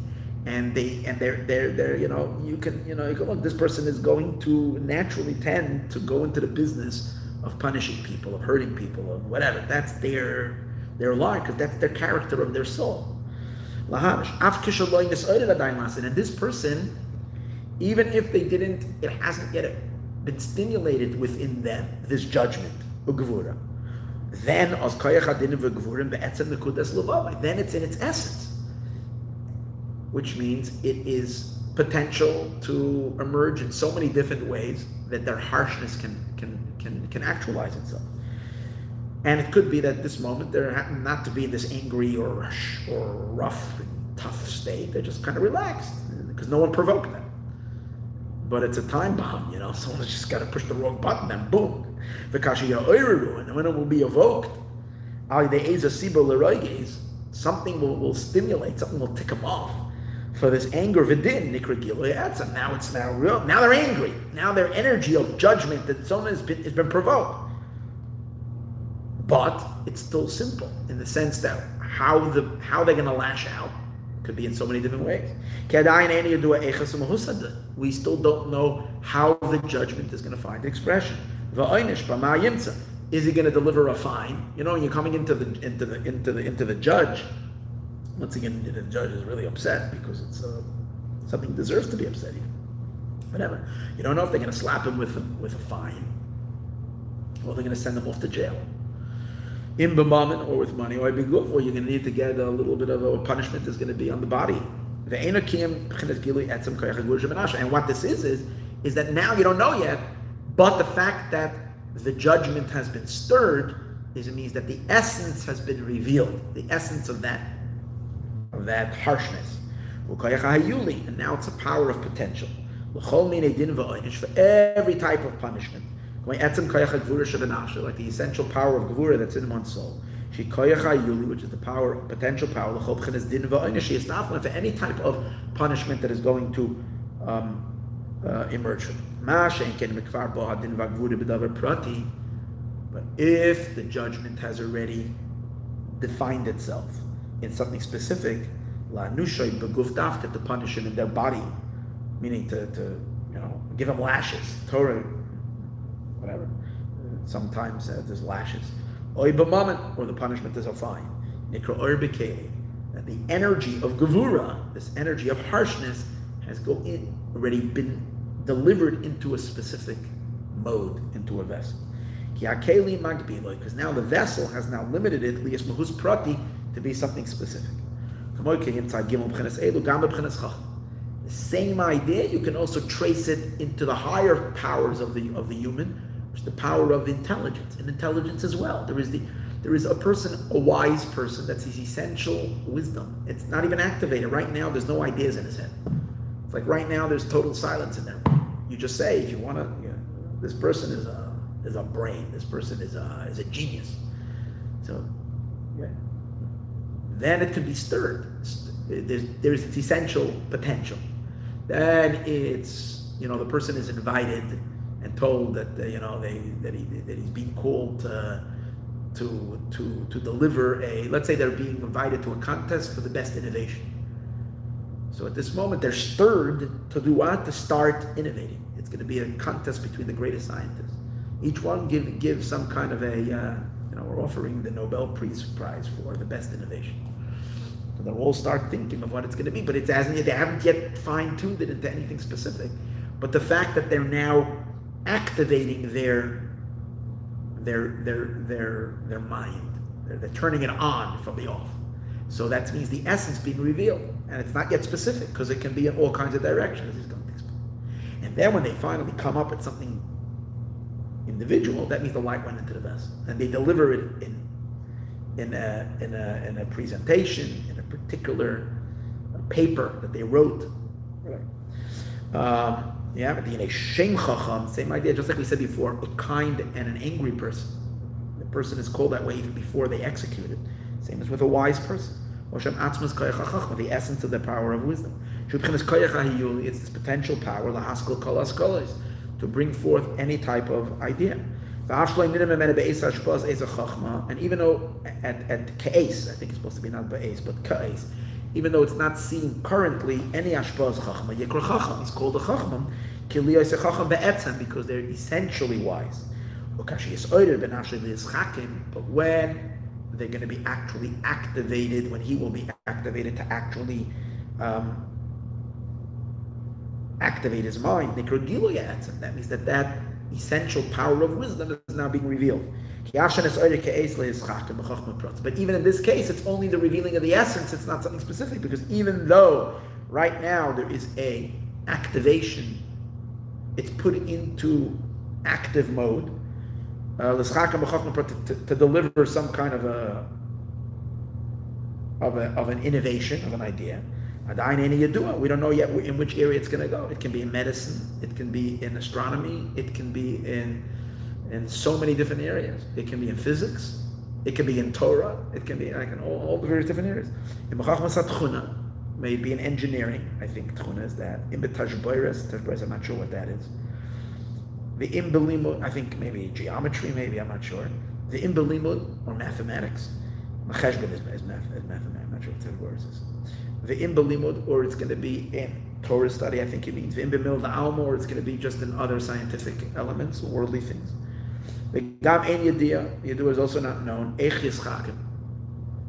How, once, you don't even know which field it's going to be. And also, Ein Yediyah Eich Yischakim. How will this turn out? If it's going to be a type of insight, an idea that's going to be leaning towards merit,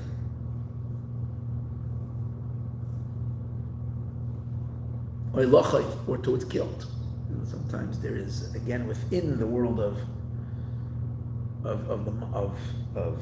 intellectualism, and there can be different brainstorming of ideas that can be used by the prosecutor or by the defense. If it's in that particular area, he can go to, he can lean towards kindness and judgment.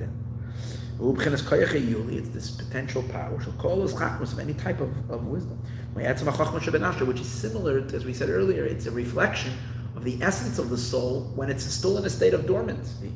Before it was provoked, for it to be revealed. And the state after it's revealed is reflecting this predefined power. But if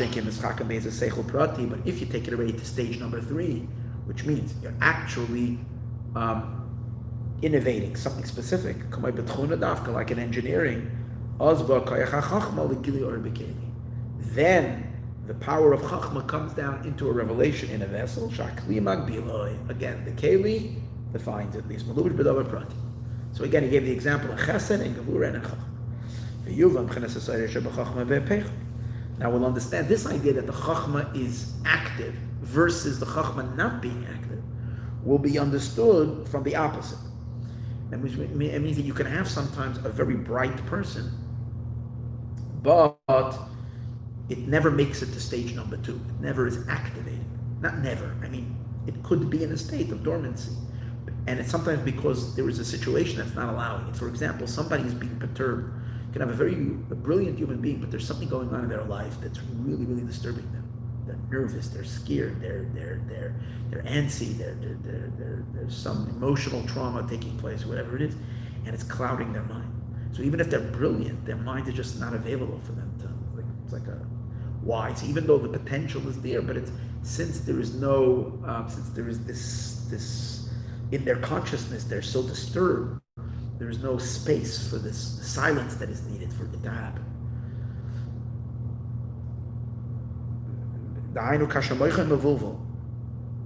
It is, he says the word doyle. Does it mean dull? I'm not exactly sure. It's a Yiddish word. Even this person is a brilliant, is a genius, a brilliant person. Because the mind is now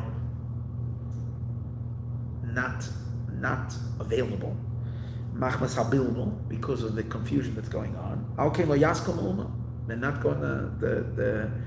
not going to produce.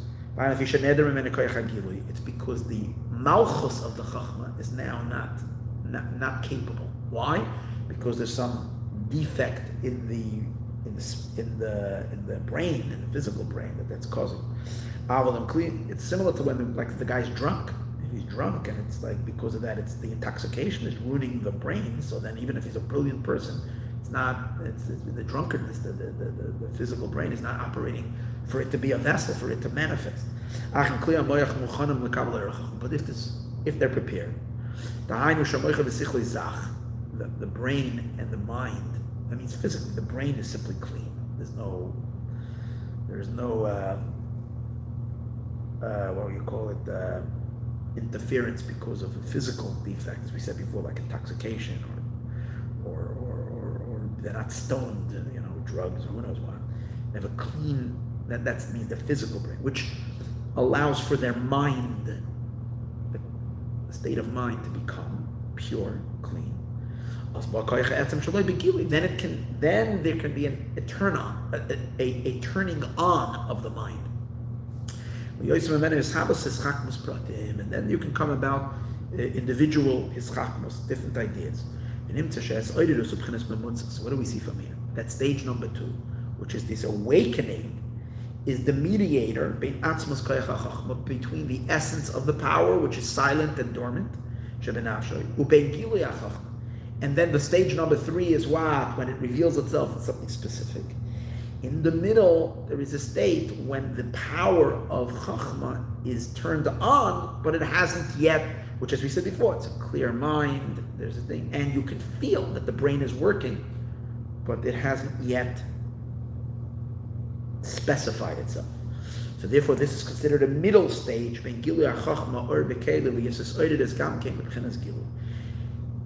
Yisroel, the turning it on, is already in a state of revelation. It's a state of consciousness, but it's still reflecting the essence because it's not yet determined. It's still the revelation just of its power. Built in Melubish Bekeli, it's not yet enclosed in a vessel. So this is the idea of these 3 stages. Now he's going to explain how this relates to the discussion we had before, how Malchus is receiving 1/10 of each sphera. That's what he's going to explain this idea. And yesh oid pchenas keli, shenikra keli lekeli. Now he says, even after the keli, the chachma has innovated something specific, or the kindness has decided on something specific, which means it has now formed. There's still another vessel, and that vessel is even a more stiff and rigid container, and that is when you're actually doing it. That means like this: you could have made a decision in the kindness. The guy meets with you, and you're deciding still. How you want to help him. You want to invest your time. You want to give your insight, input. You want to help him out by campaigning for the person, calling friends to help him out. All kinds of things. Or you want to just give him money. One of the ways. Whatever it is that the help is going to be. So let's say you made the decision already. How you're going to help him. There is the decision to help, and then there is the actual helping, which means the actual funneling of that energy into that writing of the check, or into the sending him, the information they need, writing it, putting it into an email, giving him the knowledge, the stuff, or whatever it is that they're getting from you. It's when you actually do it. That's called a vessel for a vessel. And that's what he says. It's like when it goes into speech or it goes into action. So this is the next stage. This is speech and action. This is the final fixing of it, the final definition of it. When it goes into speech and into action, through the speech and action, the kindness translates into concrete something. As we said before, you can cash the check. The Hagabala that we spoke earlier, the limitation that's taking place before it was spoken, but you've already limited it, even though it's considered a limitation in a vessel. It's not a full limitation. Why? Because it can still change. Because you're still owning it, it's still inside of you, it hasn't fully been released into something, it still can change. So you can make up your mind, you're doing this, the last second say, you change it for something else. So there's still that flexibility. Once you delivered the check, you put it in the mailbox, once you sent it, once you hit the donate button, or you, once you already offered your help, you gave the person the ride, or you did the whatever, you cooked them the meal, you gave them the food, it was executed. Unless they evoke a new kindness, the kindness was done. It's already, as we said, it's locked and closed.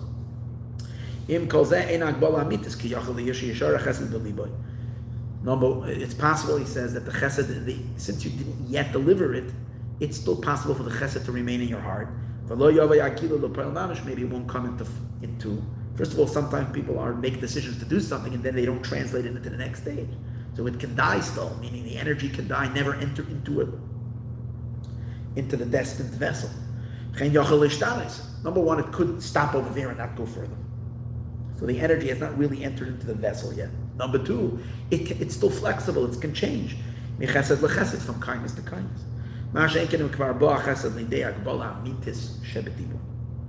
But if it came already into full, real limitation, how? Of speech. It's like when the king already issues an edict pertaining to the situation. When the king says, give him help, give him 10,000. So once he said that, it was, take if Yasa came. This is what was done. Audience is over. You just got to go to the treasury. You got to pick up your check and fire it. I now know you would like him. Too late. It was done. It was executed. It was already delivered. When it's still in the heart of the king, even though it's already predetermined, already set, number one, it can be changed. It's possible for it never to reach its revelation. Like the sages say, that the heart doesn't reveal it to the mouth. It's there in the heart, it's ready, but it doesn't make its way all the way to the end.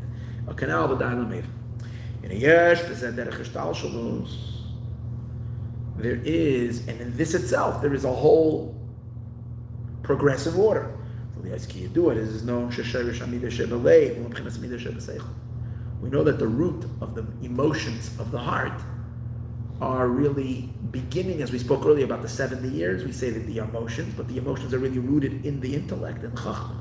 That's why we said that David received his life force, which are the emotions, from Adam. Of the emotions are in the mind, in the intellect, and the idea calls for the kindness. It calls for supporting this phenomenon, this particular thing.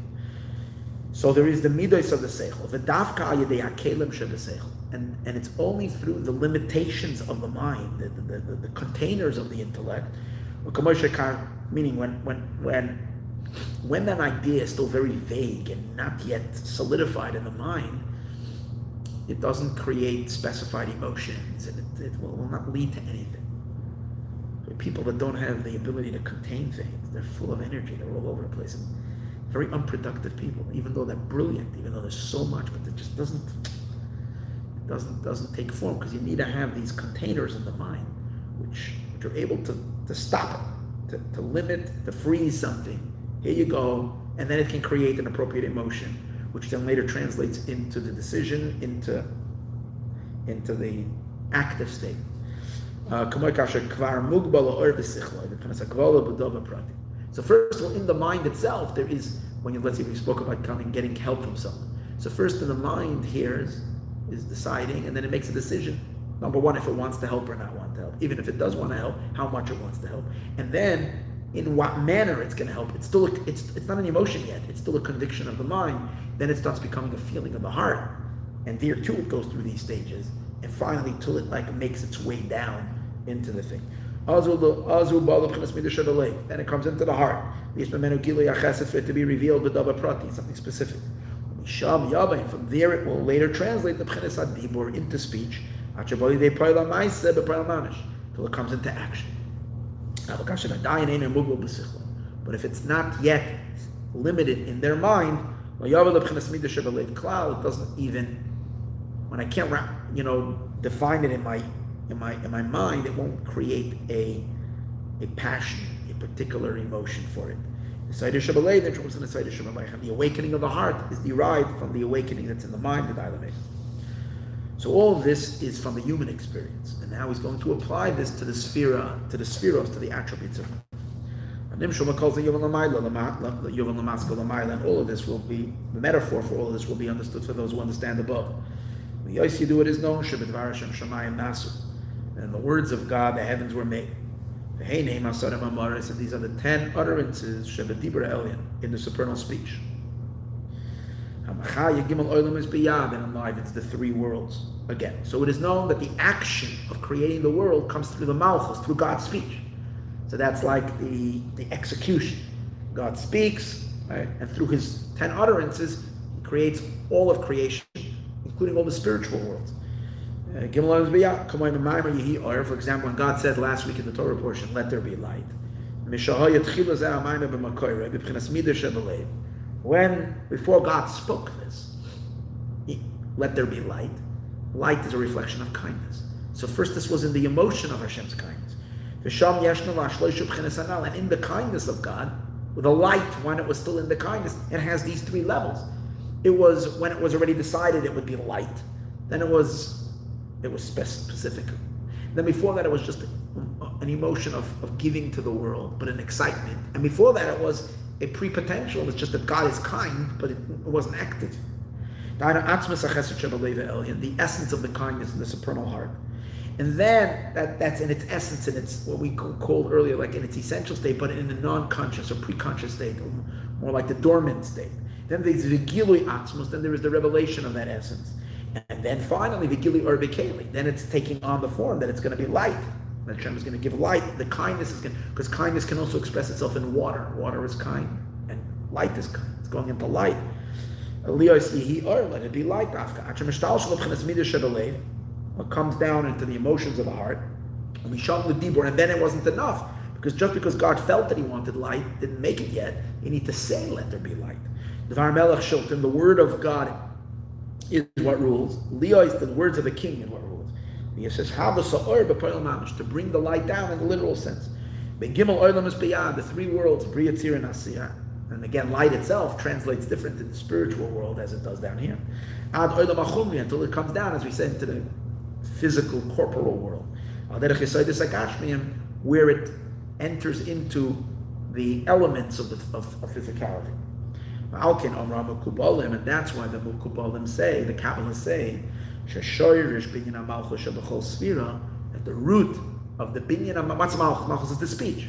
But all these ideas of what will be spoken, how, what, where, and when, it's all coming from these. It's all coming from these previous sfirot.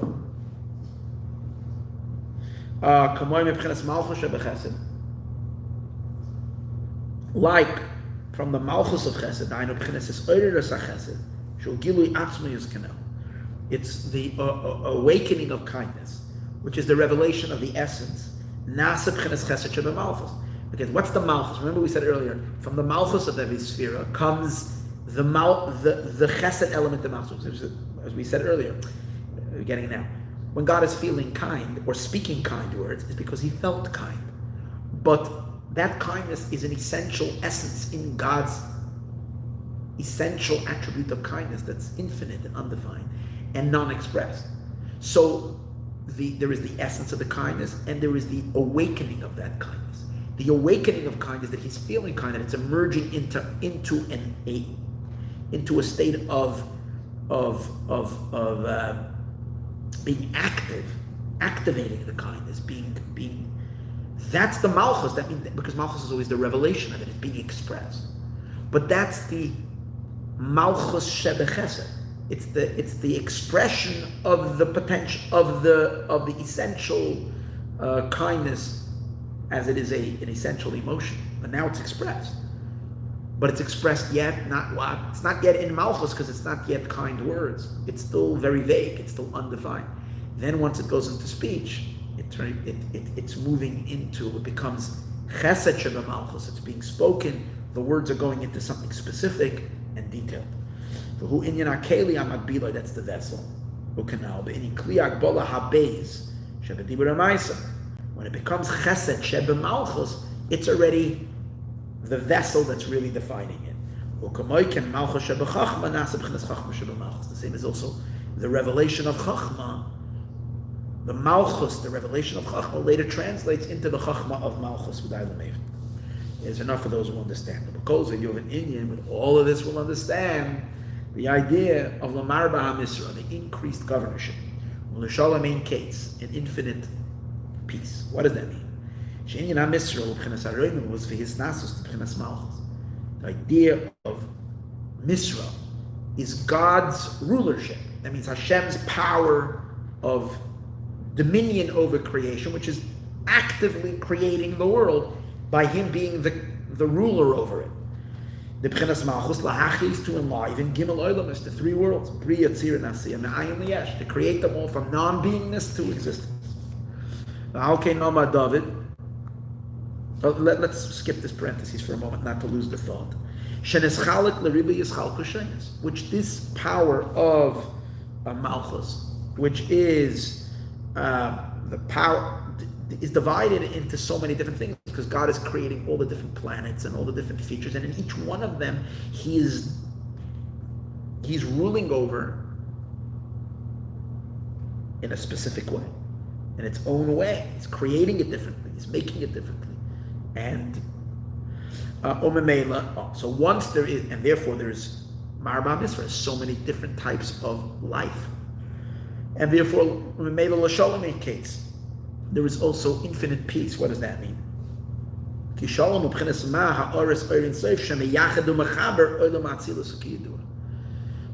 Ein Kates means that because this itself, the power of Misra that creates all these variations within the empire, within the kingship, because they're variances of kindness, of gevura, and all these things that create the multiplicity and the multifacetedness of all of creation, all of existence. There needs to be something that bonds them all together, as opposed to each one going off in its own tangent. So, as it is this multiplicity that's emerging from this infinite different possibilities, as we said earlier, from the kindness of God captured in a gazillion different ways, and therefore creating so many different types of features of kindness, and the same as in all the complexity of all the spheres, creating such a complex universe, but everything would be disjointed and separated. L'Shalom Ein Kates is a certain harmony that's there in all of them, because in Atzilus there's this power of Ma that unifies everything into oneness. And we're going to soon, he's later going to elaborate on this, and that translates also into the speech and into the Malchus, that the speech is cohesive. It's many different parts, but there's one theme and one reality that it all comes together with. But v'koyi al Mashiach she'az yeh lamar b'nes. He's going to explain that currently, until Mashiach comes, the Misra, the power of Malchus, which means its variations and energies that are flowing into it from the higher Sfirot, is limited. Because, as we said before, it's flowing from the Sfirot, and the Sfirot are, in a sense, limited in scope, as he's going to explain soon. So therefore, the energy in Malchus, which later is subdivided, even though he's going to explain, it's going to subdivide into infinite types of creatures and endless, but in its source, it's finite in the sense that it's a fixed amount of energy coming from the Sfirot. So it's not real, true infinity. When that's now, and therefore the piece that needs to be to harmonize it is also a limited power. The way he's going to speak later in the Mimer is the actual coming into existence and the creation of all of it is the power of Ban, the power of Malchus, the power to express beingness. And then, in order to harmonize everything, you need an opposite power, which is the power of Bittul, which is the power of Ma. And these two powers, Ma and Ban, work together. And both of them, these two powers of Malchus, the Ban of Malchus and the Ma of Malchus, currently until Mashiach comes, it's fixed. It's not Ein Sof. When Mashiach will come, both Lamar Hamisrah, the dominance and the force flowing into Malchus to create and to bring into beingness of the creation is going to be endless, because Malchus is plugging into a much higher source and therefore conveying infinite possibilities. And so those who worry, that's what's so ridiculous, those who worry about the limited resources in the world have to realize that the world doesn't have limited. The world maybe does, but it's not about the world. There's a flow of an infinite God flowing into the universe. There is plenty. Our planet will provide endlessly. And especially when we break into Mashiach's times, where the whole cosmic order is now plugged into an endless place, and therefore the power of, so again, the variations are going to go into endlessness, but at the same time, the cohesiveness is going to be also infinite. Ubir calls it exponential. So as I am teaching, I'm falling asleep, but I don't want to stop. So I need to get a refresher. So I'm going to go get a snack here and a little something and wake up. So give me like a few minutes. When we used to have an audience, we used to take a break, a cholent break. Okay, there's no cholent here, but I need to wake up. So I'm beginning to feel like I'm sleep talking. Okay. Maybe it's better. Maybe that's why it's flowing. Okay, just 2 minutes. Not 2 minutes, probably like 3-4 minutes.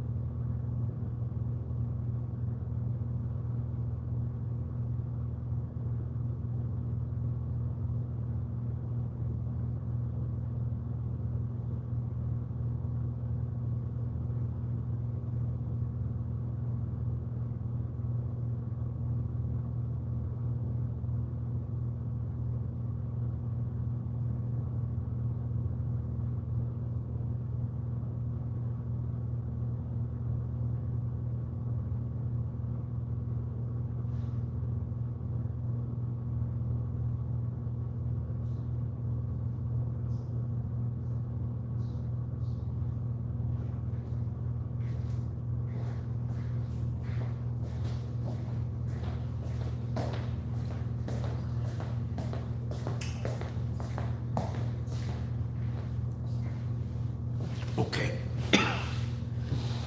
Let's see what some pretzels could do. What beer calls that. In a Reuven al pi akdama betchila. To understand all of this, lahavin inyan hastira hanimtza. We need to understand the contradiction which is to be found regarding the division of the energies in Malchus. Based on what we've explained till now, there's a certain amount to the division of Nimtzaim, to the powers that are in Malchus, because we said before. Why? Based on what we said earlier. We said that the root of Malchus is from the root of kingship, is from the kingship of the higher attributes.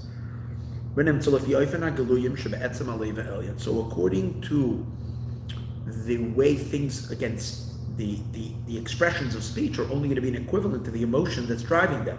So according to the revelations of the essence of these powers, so will be the division in Malchus. It's being now, the speech is being now, it's serving and expressing the chesed, expressing the gevura. In the chesed itself, he said, when the way it makes its way into Malchus is it becomes defined and so forth. And that's why the Mekubalim says, Shema Malchus, they say, the Kabbalists, they say, interesting thing about Malchus, Yeshvov alofim ribuim spheres. There is 6,000, 10,000 spheros. 6,000, 10,000. 6,000 times 10,000.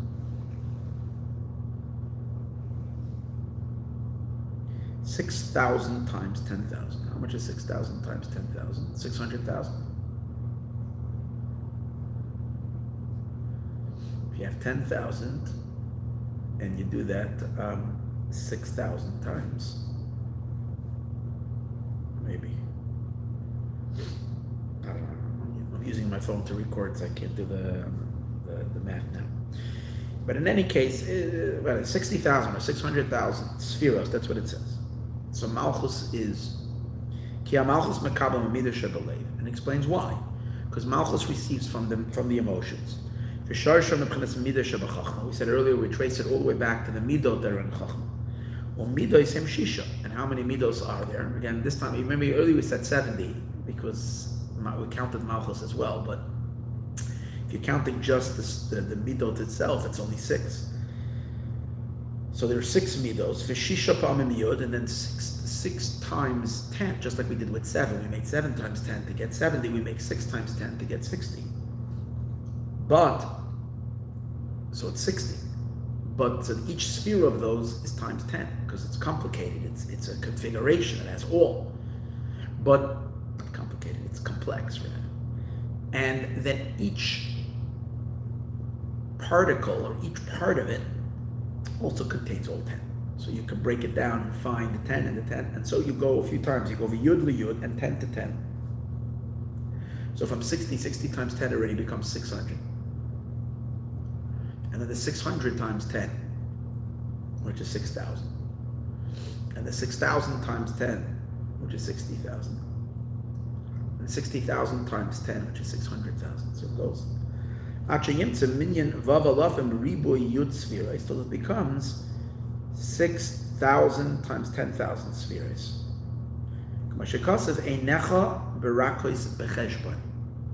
Referring to that the attribute of Malchus, which is called Cheshbon, which has a certain limit. And the Sefer Yetzirah it says in the book of formation, it says, from here and onward, go and count, because in Sefer Yetzirah it talks about how the different combinations of words that come out of Malchus. It says you can combine letters and words, and you can build, and then you can create infinite combinations. So he's asking a question. In Sefer Yetzirah it says that there's infinite combinations, possibilities of the letters that are the building code, the building blocks of all of creation. On the other end, we say that in Malchus itself, since it's receiving from the spheres above it, there's only 600,000 spheres. Or 6 million spheres, whatever that number is. The mashmash is chalkus b'malchus or b'li shira mispar. It implies that the hischalkus that's in Malchus is without a number. The idea is the vadishneim emes, they're both true. And it's interesting. Usually we would say that manifesting lower makes it limited and higher is unlimited. Here's the opposite. In its actual articulation outward, there is infinite amount of combinations. The vada is chalkus oifen achesed shebemalchus lehislabish bibiyah. When the kindness comes down to be mislabish, to be enclosed in biyah, in the three lower worlds, who believe misper is without a number. Because the enclosement of the specific kindness of Malchus that's in the acted already in creation is divided into myriads of divisions. Just like in the Garden of Eden, in the spiritual worlds of the world of Bria, we call heaven, paradise. The kindness of God, the supernal kindness emerges. It translates into haneshamis nehenen umisangin miziv hashchina, that souls benefit and delight in the delight of the Shekhinah. They have great pleasure and delight. But every soul is different, and every soul's delight is different. And how many souls are there? Endless. And then it goes down into the world of angels. And over there, God's kindness fills the realms of the ranks of the angels. So they should have understanding and surrender to God, which is also from the kindness of the revelation. Until the kindness travels down, all the way down to the completed world, the physical world. That it can enlighten souls down here in bodies, that we can understand something. As I said earlier, when I started learning this teaching, I had tremendous kindness from God, where He showed me that He directed me out of nowhere to a mimer that I didn't even open up and look for because it's Noach. Bang! It was a kindness. That was a revelation. Every time you have an epiphany of something meaningful and real, it's God revealing something to you. That's a kindness. So it can be a revelation for souls, b'torah in Torah, v'avoda and service. But doesn't know that's within this world, but in the spiritual part of this world. It's kindness relating to our spiritual lives. But then it goes down further. The kindness turns into the pretzels that I just ate as well, to sustain, to give life to the physical water, to your lunch, to the food that you eat, to the clothing you wear, to the children you have, to all the stuff that we have. Till it comes down into kindness. Parnasa Gashmi is the physical, all the way down to the ketchup that you have. That's a kindness of God. God could have given you French fries without ketchup. You have a ketchup too. That's an extra kindness. God sustains. Betuvai with His goodness. Bechein with His grace. Bechetes, this is the words that we use by the grace after the meals. Bechesed with kindness. Uberachamim with compassion.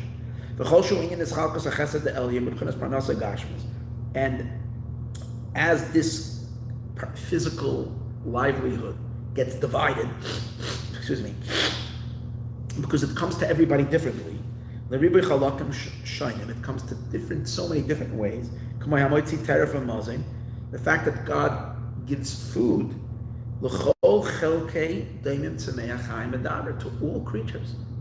God sustains everything. All inanimates has its nutrients. I don't know what it needs to live. It's even the minerals have a certain food that they're given, and plants have their nutrition, and animals have their nutrition, and humans. And God provides for the 7 million humans. 7 billion, 7 or 8 billion. God provides for all the little bugs, all the creatures. Last week I mentioned I was in Yosemite. So we stopped somewhere to eat lunch, and actually at Glade, it's a place if you want to stop somewhere. We're going on a hike and we could eat lunch or whatever. It got a little late. Ended up on Glacier Point. The view of the whole world in front of you. And we couldn't find any picnic tables. The whole crazy long road going up Glacier Road didn't have one picnic stop. Okay, so we end up over there and we're finding a place that's called, we didn't go actually, this wasn't at Glacier Point, it was another point right up there. I forgot what the point is called. It's right next to Glacier Point. Olms Point, I'm not exactly, I'd say an incredible view. So we're sitting up there without a table and we're all eating our tuna sandwiches. Of course the bees come out, like we didn't see it. And we're terrified of bees, so we're running in. They were trying to eat in peace, but you don't see any bees suddenly, but you take out a tuna sandwich, they're all there. Any case, as I'm eating it, running around and running away, escaping the bees, a tiny bit of tuna fell down on the floor. And you got the most aggressive ravens. Talk about the ravens this week in the Torah portion, they brought food for Eliyahu and Navi, the ravens. Noach tried to send out the raven. But there's this big black bird, like actually muscle bird. It was large, it wasn't small. He's sitting and waiting there. And there, he got some tuna fish. And I'm thinking to myself, imagine that. God brings me up here, chases me with the bees, I'll drop a little tuna. So this raven gets its food. He enjoyed the tuna, he really did. I don't know if it's so good for its stomach, but it had this little meal. And from before, this whole, maybe I had to go to Yosemite just because this raven needed a little tuna. I don't know what the reason I went. But it's just that God provides. And that's where I was able to watch one creature from the gazillion creatures, God preparing for him lunch. He didn't only get tuna, he got a little mayo, maybe it was, I don't know what else would they put in there to make. They make a good tuna in my house. They put something else there too. So it was a tasty something for this raven. And God prepared it. And how many ravens are there? And how many lunches are there? God prepares lunch and snacks and food for every creature and every being. So the kindness therefore changes in so many gazillion different ways. Now someone is going to send me an email and tell me how ravens are not supposed to eat tuna fish and I should never drop tuna. I'm sorry if I offended anybody. In any case, I wasn't intending to feed them tuna, but this is what happened.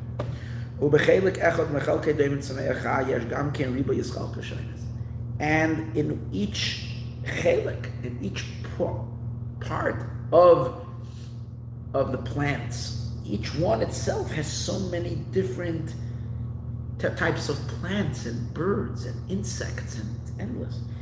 And each one receives its own diet.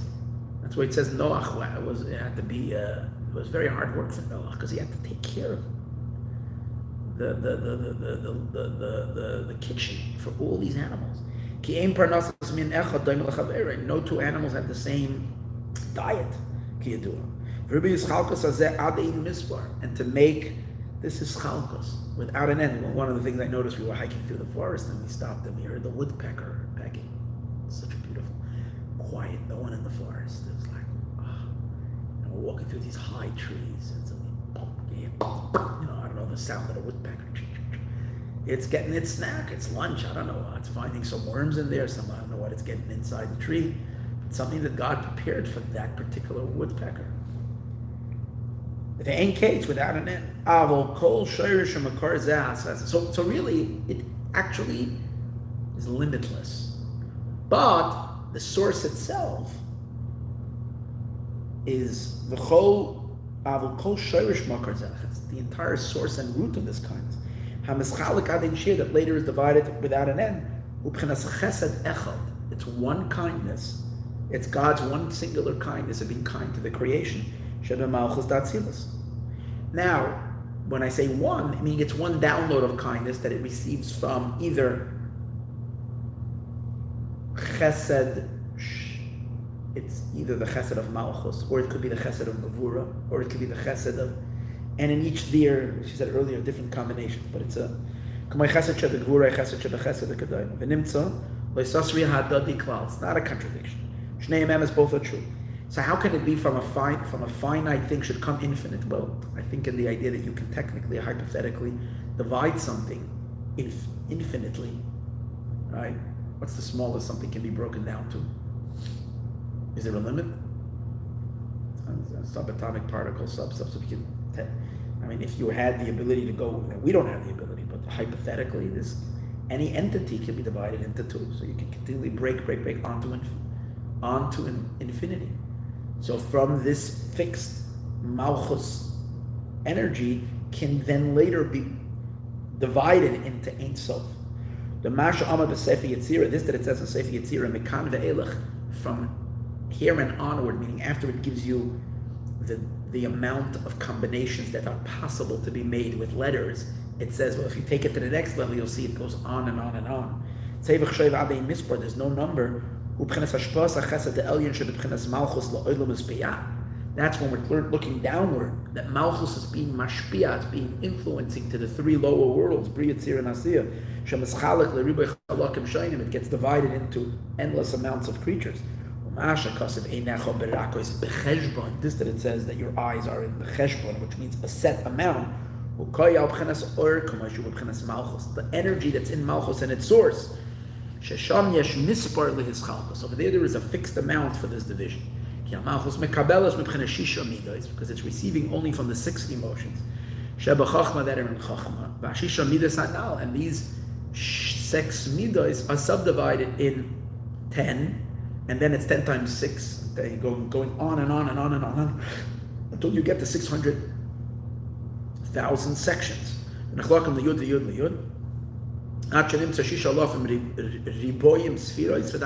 why it doesn't say more? Make it important to then increase it upward also onto infinity. I don't know. But he says that's already a fixed number. I don't understand why he says that, but that's the way it is. So now, so then if that's the case, why are we saying that the Malchus, the Mishra, the governorship, is going to be in case without an end? Lamarba, it's going to increase.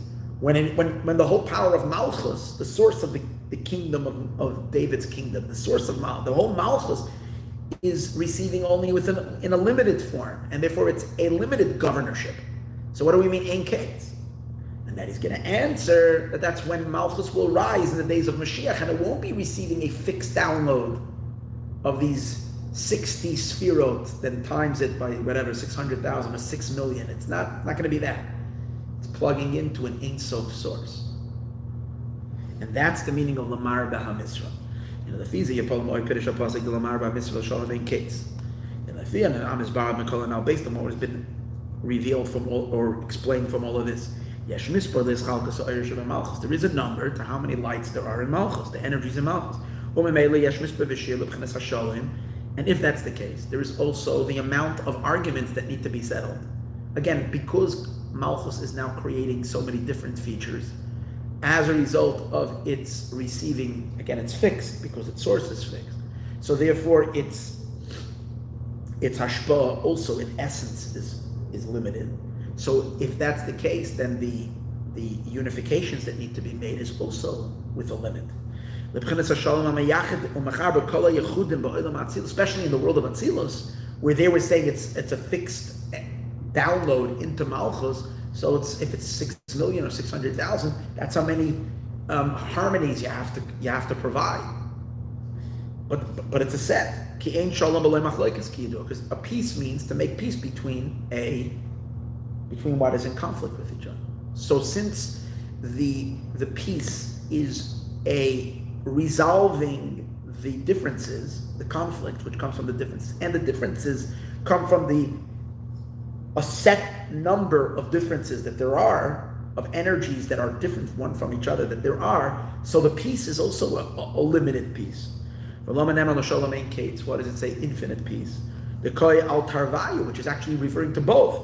Shalamar ba'amisra, it's referring to that its increased governorship is ein kates, is without an end. It's also no end. And the peace that it is, there too there's no end.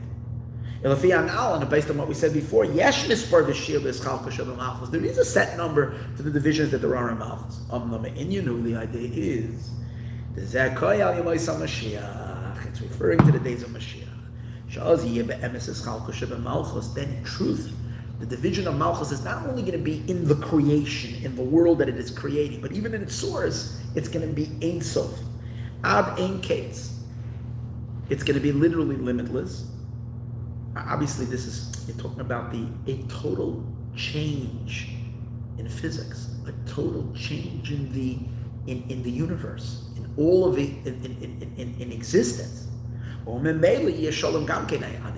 also need the power of, if the power of variations is infinite, so the power of coexistence and cohesiveness and harmony also has to be as vast and as inclusive and therefore as infinite as the other one.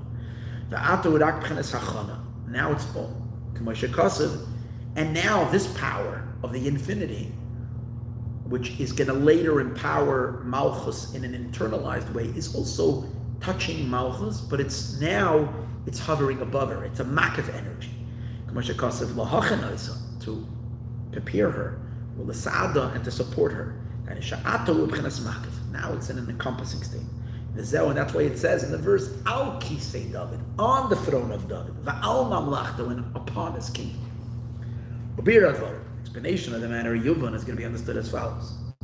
Now he's going to explain this idea of Shalom Ein Kates, the peace and what's this relationship of Hischalkus, of Marbeh, Hamisrah, and why the peace has to be Dafka where there is Malchus. Why is it referred to? Why Lamisrah? There's government without an end, there has to be peace without an end. He's going to explain how, since Malchus is the power of projecting things, Malchus means to rule over something, but that itself means to reveal something, to reveal an existence. That gives beingness and existence, and therefore self-awareness to every creature and every being and every entity, which that self-awareness and somethingness that every creature has is what puts it in danger of being at war with anything else. Which means Malchus gives us, in Hasidic terminology, it gives it yeshus. Yeshus means beingness, substance of self, which creates it to be like a king. I am, and there's none but me. And then you're interfering, you're encroaching on my space. Therefore, I have to fight with you. And that's where there is, competition and so on and so forth. So that's where you need to have the counterforce of humbling all of creation, which is the power of Ma, which takes away the ego, humbles it, and therefore allows for integration one with the other. And he's going to explain how that exists in a limited form and how that it all takes place on an infinite level, as it's going to be in the days of Mashiach. So to understand all of this, we have to understand the difference between the concept of Tohu and Tikkun. Tohu, very briefly, is a state of existence where the energy of God was released in its full potency. The vessels that God set up to receive them were too narrow and too few to be able to receive this intense, potent life force, and these vessels were, and then therefore these attributes, these building blocks, these power forces, clashed with each other, and they collapsed and they fell, and that became the source of what we call the shattered vessels and the sparks of holiness that are embedded in everything, and the source of evil and darkness and concealment and all the problems. And that's what we need to fix through the second order, which is called tikkun, which means rectification, in which things are harmonized and everything is cohesive, because things get along with each other, they don't clash with each other, because they're not so egotistical. And the reason they're not so egotistical is because God reduces the energy dramatically in them, and also stuns them with an energy that's higher than them, and that humbles them, keeps everything together. That's the idea of tikkun, briefly, for the discussion that we need over here. Of course, this is a vast subject that we can go on and on and on explaining. I'm just to give you a kernel of something. Because in order to make peace, you have to have war. It's like the famous joke of Jigan. He was talking to Jigan, he's a Jewish comedian. So he's talking about the other guy about the UN. Machen dich Schulen. What's the UN? He said in Yiddish, it's a Machen dich Schulen. They're making peace. He says, no, heißt das a Machen Milchumah. That means they're making war. He says, no, ich sag sie machen Schule. I remember that line. I say they're making peace, and you say they're making. It only works in Yiddish. It doesn't work. So he says, it's a Machen Schulen. Darf dich koidem sein, apu yur Milchumah. In order to make peace, there has to be a few years' war. In other words, so the UN is the one that stokes problems all over the world, because if they're peacemakers, they have to make first problems, so they have somewhere to make peace with. In any case, there's no peace if there's no war first. That's why some people were having complaints about not giving Trump the Nobel Peace Prize, because they're saying he made peace between the Emirates and Israel and Bahrain and Israel. There's no war between them. So if they make war, what's the thing? Make peace between him and the Palestinians. It is war. The Ikering and Amachloik is Yematzim and Minatzis. So now let's see. So where is there peace? Peace is only necessary where there is conflict. Where is there conflict? Conflict comes when you have egos. A clash of ego causes conflict. Humble people get along with each other very well. Lowly people who don't feel themselves too much, who are generally broken, all get along with each other. It's people who are full of themselves is where you have problems. The Ikering is Amachloikas in the main division. When someone is very much feels and very much cognizant of their own existence and their own importance, self-importance, self-inflation of self, then you can get along with someone else. Especially if the other one also has a big inflated ego, forget about it. Maayon. So usually if you have a shul, people get along. You have two people with big egos, that's a problem. That's where the fight starts. If it's only one person with a big ego, that's not a problem. You have two of them, then you're in trouble. And now he's taking that back to Malchus. The main idea of Malchus, which is the idea of Misra, which is governorship, is that Malchus, God speaks the world into existence, which means he gives them an identity, he gives them a beingness, which can later translate into an ego, which that ego causes division, separation. So that's what he's going to connect why the great governorship needs a great peace. This is the idea of Yeshus and Esnasis b'Meluch. I'll give you an example. For example, from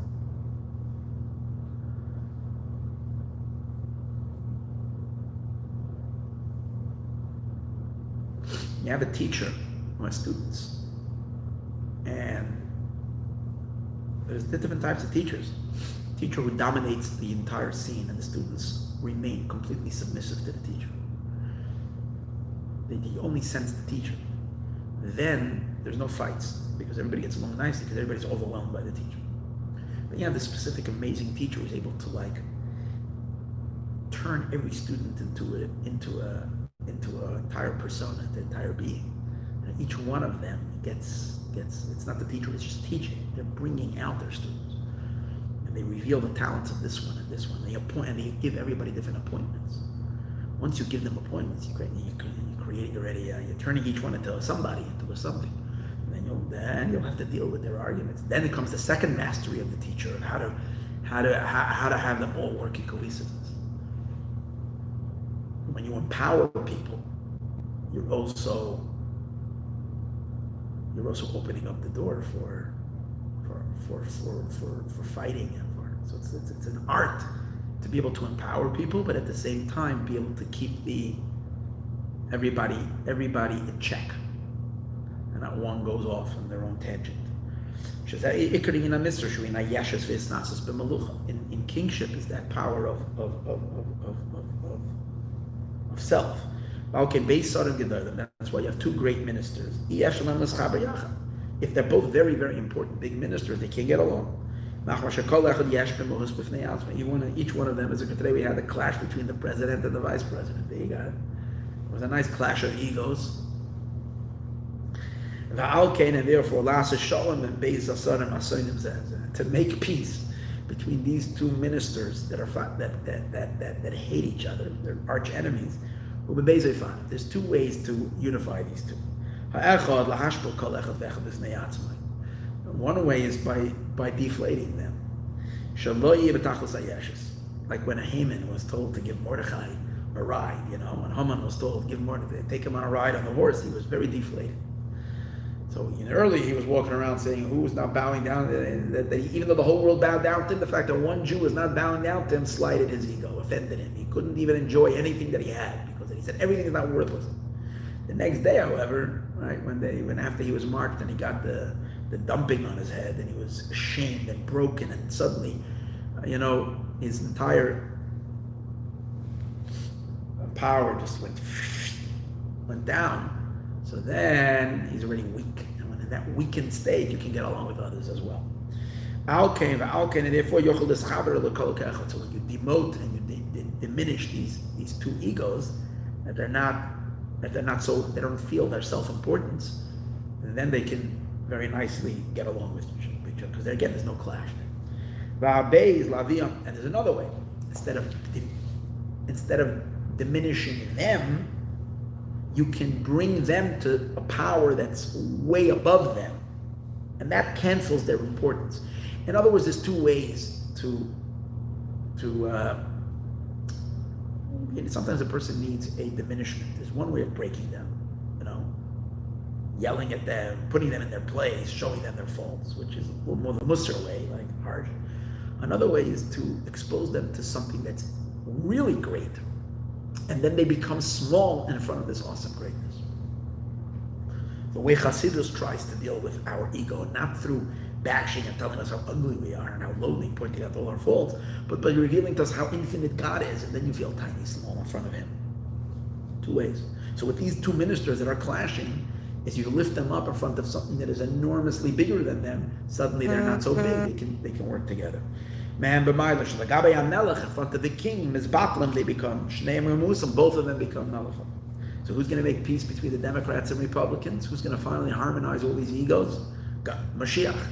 When Mashiach will come in, they'll see the true king and the real greatness and power. They'll become tiny and small, and everybody will work perfectly together. Then automatically they're able to combine and integrate together. Like it says, that God makes peace. God makes peace between Michael and Gabriel. Michael and Archangel Michael and Gabriel, which are two powerful forces clashing with each other. Sar Shamayim, Sar Shalesh. One is the minister of water, the other one is the minister of fire. And that's what we find. Another thing, and therefore two neighbors that are poor usually get along with each other. Not every case. Sometimes even they could be fighting even in a poor place. Generally, but people that are empowered, poor, and so on and so forth, they get along beautifully. But you don't find that in rich mansions. People on the block, they clash. And we also know a man, according to Torah, a man is allowed to have two wives. But a woman can't have two husbands. Because recipients, which the very idea of being a recipient already creates a certain humility, allows you to live, to be with someone else, to share space with someone else, because you're humble, because you're a recipient. But when you're a giver, you're a macher, you're the bestower, you're the this, that's where we know the male ego doesn't work. Two of them won't work. Again, today's days, the sages canceled that, and they don't allow a man polygamy to marry more than one woman. It's forbidden, but according to Torah law, you can. And that is because women could live and share the space because of the humility that's there, because of the receptiveness. But two influencers, or beis ashirim, or two rich people, lo yischabu. They don't get along with each other. Because of their self-importance. And it's very strong. And if you're going to get the two mega egos to get along with each other, one of the two. If you can expose their lowliness, which this will diminish their intensity of their somethingness. As we spoke before about taking Haman and embarrassing him and throwing him down, and that's what allows this coming together. Or when they realize they're lacking something, and they need. It's interesting. You would think that you said earlier, bring them in front of something higher, but here he says a different idea. He says another way is when they see their dependency. In other words, when they sense that they're lacking something, and the only way to fill what they're lacking is through the other. And so that's business wheeling and dealing. We have two people that are two companies or two big CEOs. They're full of themselves, but they know how each one for business they can do better because each one can provide something that the other can't, and that's what brings them together to work together and sit together and some to a certain degree harmonize. And that's because it's only because they recognize they're lacking. If he thinks they're not lacking anything, then I don't need you. It's only because we recognize the interdependency. They're going to connect. Because I feel the partnership, each one finds the lacking in the other. These two reasons go together.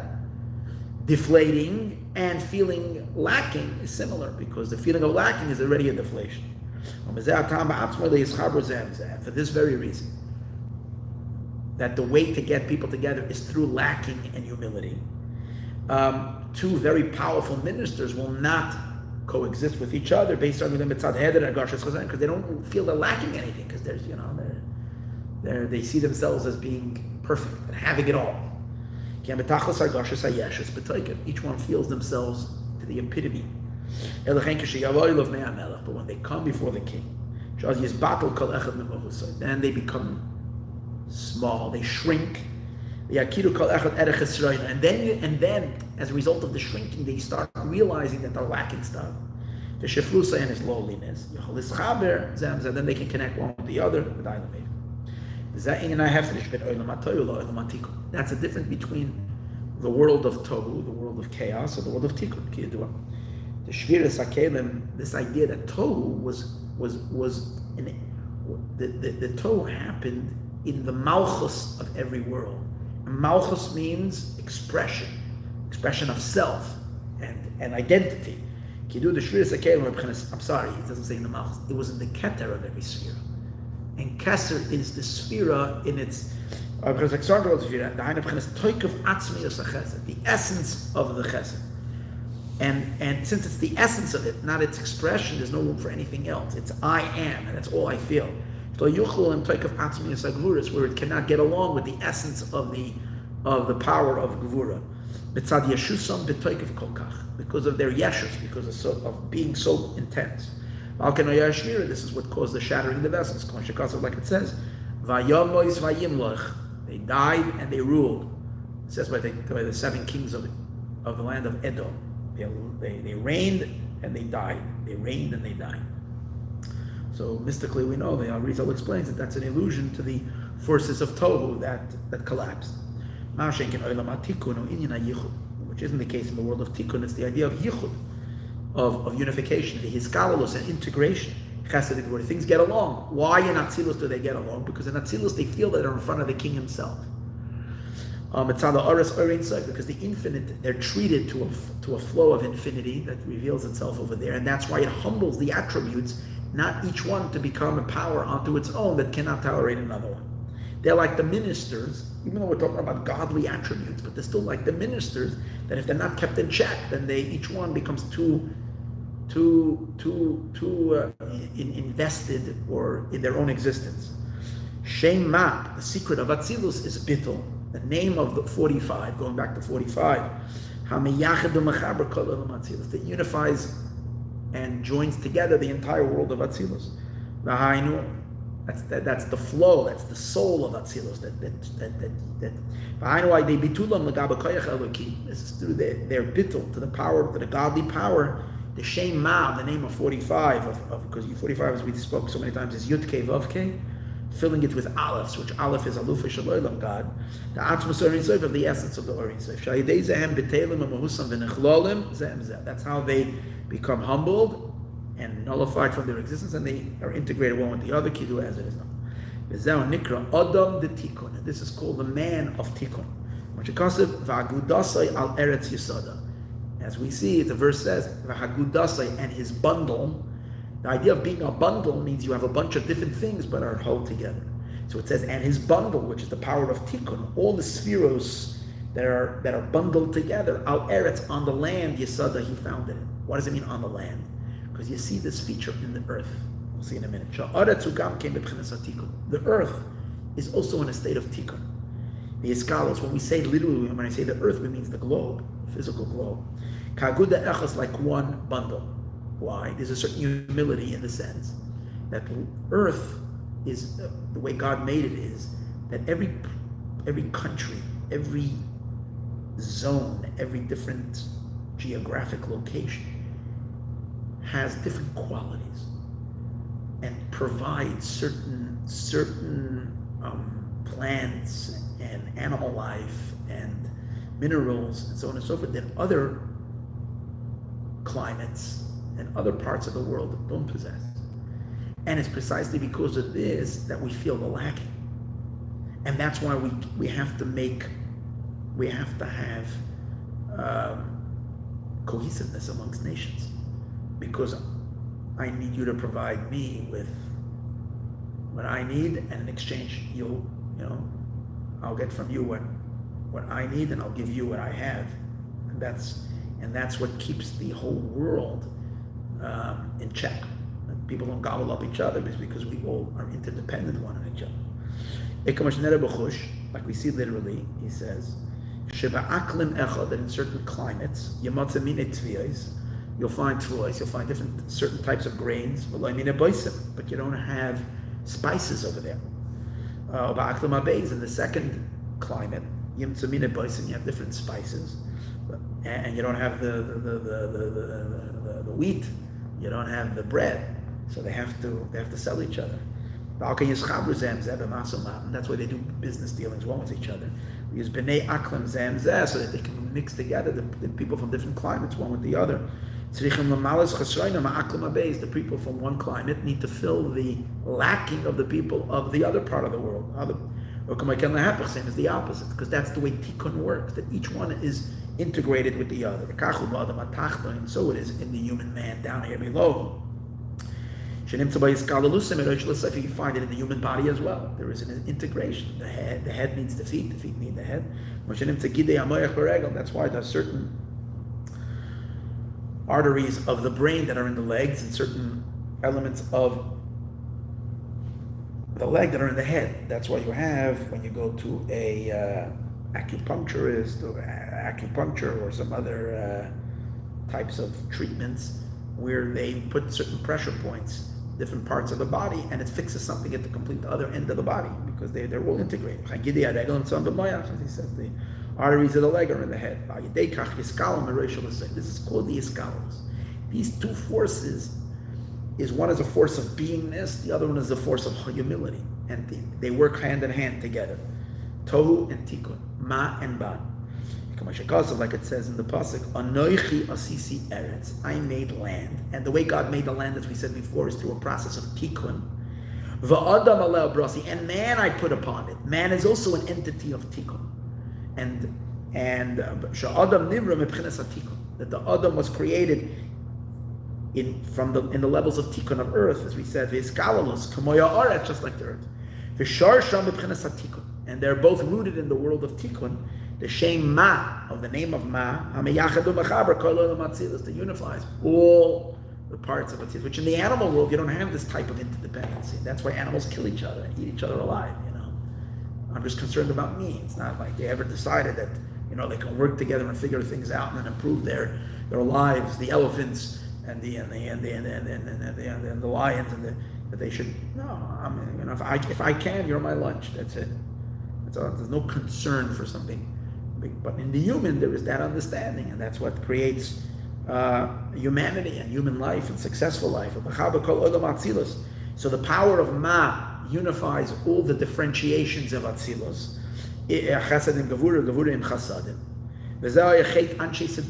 Bringing us to the sin of the people of Sodom. The people of Sodom didn't want to get along with each other. Each one said, mine is mine, yours is yours.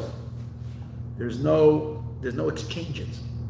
I'm an island unto myself. I'm doing well alone. That's why they were destroyed, because Tohu was destroyed. Tohu can't exist. When each one wanted to be in his full presence of self. He doesn't have to any needing to anybody else. Self-reliant. This is Tohu. Everybody stands on his own. That's why they were turned over and destroyed.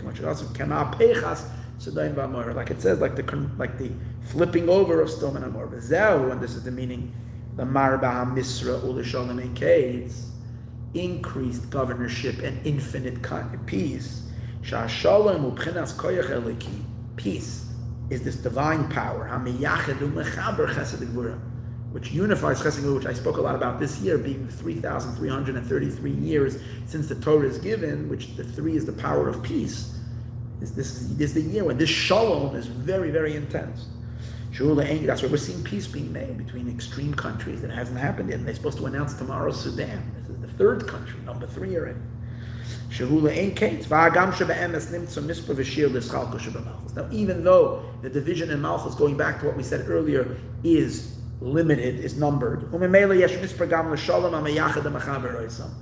that's why there's also a set amount of peacemaking that is needed between all these different entities, which is the power of tikkun, because the power of splitting them is also limited. Going back to what it keeps on repeating, going back, this is referring to the days of Mashiach. The Kabbalah Malchus, then as we said earlier, Malchus is not going to receive from Chachma, which is limited. It's far surpassed Chachma. She's going to rise up into Keser, into the essence of pleasure, where it's one with the essence of life, and there's infinity, and therefore the words of Malchus and its ability to speak is going to be Ein Sof. So the variations are going to be infinite. So the power of Bittul and the power of 45 and the power of unification is also infinite. From this simple pleasure of the essence of the infinite light. And therefore, the division of Malchus is going to be without an end. And maybe you're also going to need a peace force with endless. Now Malchus is only receiving from 6 midos. So that kind of limits it. Has Chalkus b'Malchus, the division in Malchus, Kanal Barichus, like we said earlier. But even now, Me'ira b'Malchus Zoisar, this power of infinite peace and is already influencing Malchus, but it's on the outside, it's encompassing. Because of Al Kisei David, it's on the throne of David.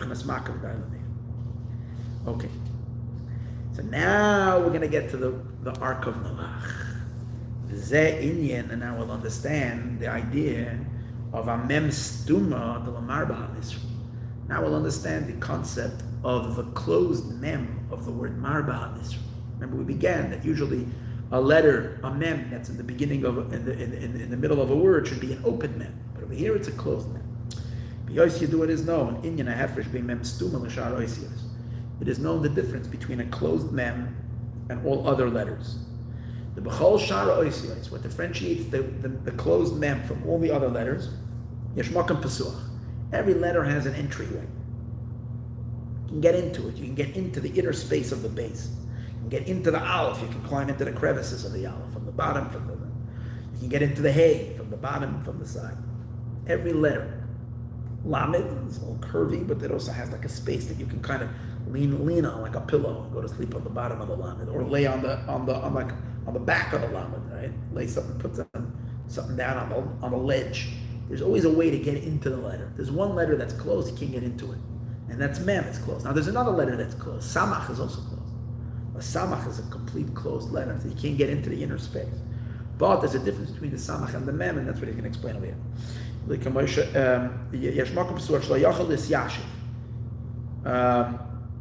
And because of the opening of those letters,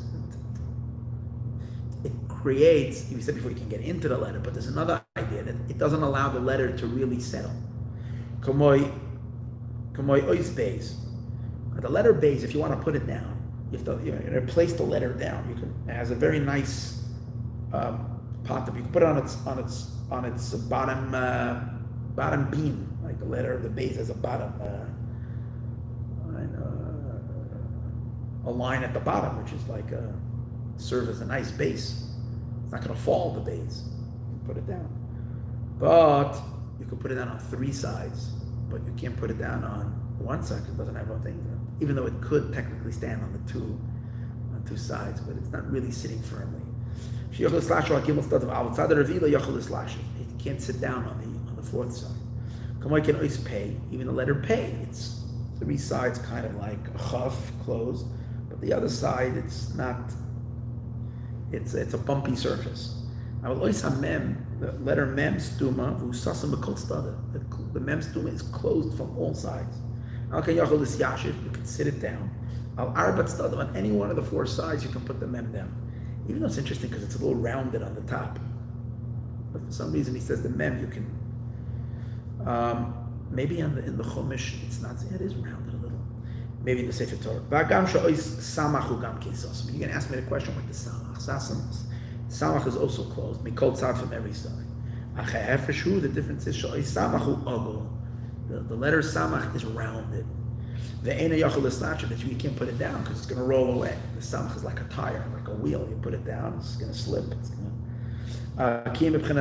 So it can't settle down. Kiyem b'chenas makif.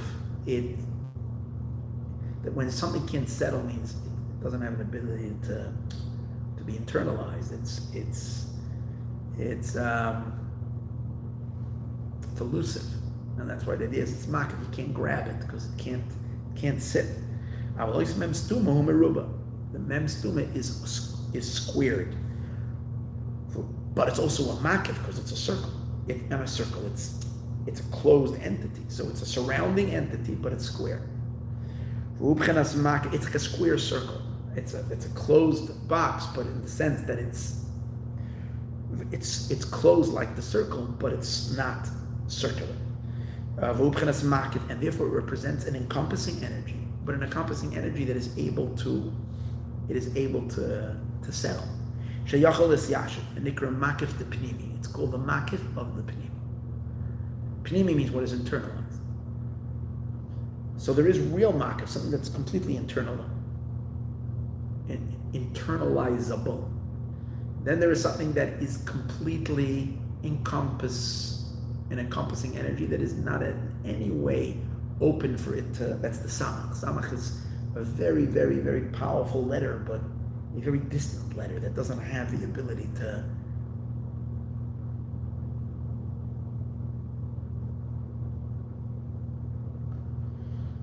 grasp in any way. The mem is kind of the closed mem serves as the transitioner or communicator or the mediator between the makif and the pnimi. And therefore it's makifim, but it's a makif that you can really be conscious of or take it in. And therefore v'nikra makif, the pnimi is bina. It's the makif of the pnimi of bina. It's like the understanding between this mem and the samach of the word the afar semoin. We once had a whole interesting discussion from Makuti Lady Yitzchak about the difference between the mem and the samach. One is called a distant makif, and one is called a close makif. We connected it to Abaya and Rava. An amazing thing, all about the differences between the mem and the samach. And this is the meaning of we say, spread upon us the sukkah of your peace. So this sukkah is a mem, a closed mem. The sukkah, when we went into the sukkah on sukkahs, we were inside a closed mem. It's called the sukkah of peace. And we'll soon see what this has to do. What does it mean? The makif being felt in the pnimi. The fact that it can settle, but it's yet a makif. And we're asking God to spread upon us the sukkah of peace, which is this closed mem. And that's why the sukkah of peace is what was hovering over Noach in the Teva, we'll soon see. But what does it do? It protects from what? Because we say in davening, we say in the evening prayers, we say, remove the Satan from before us and from behind us. And then we continue and we say, and spread upon us your sukkah, your booth, so like we went of peace. The main reason for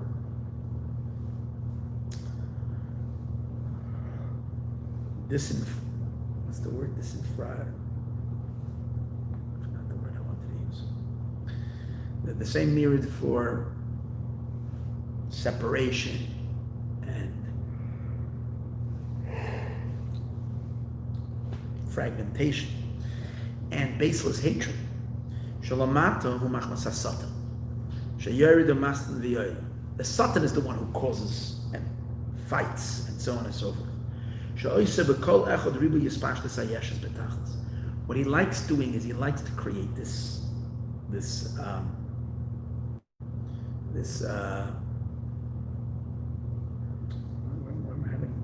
sorry, I'm just so tired. He likes to create this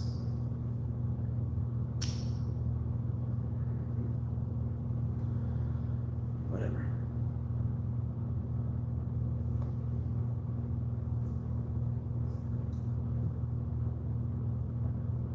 Okay, maybe it's time for someone on YouTube to give me a good word. When people don't want a community, when people don't get along, everybody's fighting with each other. I don't know what the word is. Okay. And that's what the Satan wants to do. The moment we fight and we become the divisiveness, that's what I'm looking for. The moment there is the divisiveness amongst us, separation and quarreling and so on and so forth, then we become vulnerable to the Satan's energy, because simply we become most disconnected from God, because God is one, and therefore God only dwells where there's unity. So the Satan tries to create, at the most what he wants to do is creating fights with people.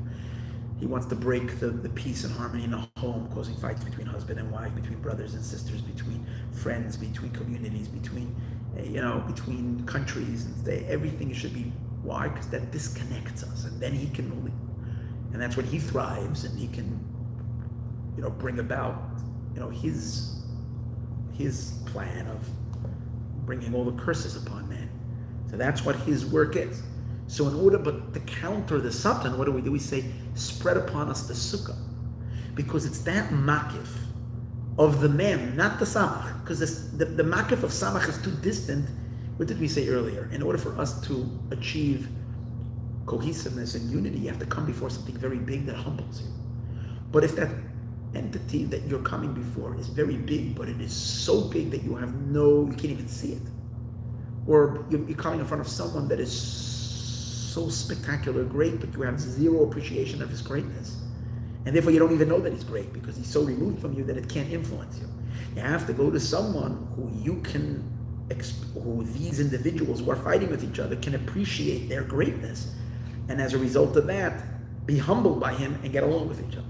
And that's the power of the mem. The mem is a makif, it's a very intense, powerful level, but it is, as we said before, settled. It sits in the sense that we could tap it and understand it, and so it's the makif of the pnimi. So how can Yisroel? Then he's able to harm the Jewish people. But when we get along with each other, then we automatically connect to our source. As we are in the world of tikkun, and then he has no power over us. That saves us from every suffering. And if you want to help, want to fix the corona and all that, we have to increase our peace and our cohesiveness and our coexistence and our integration, our love for each other.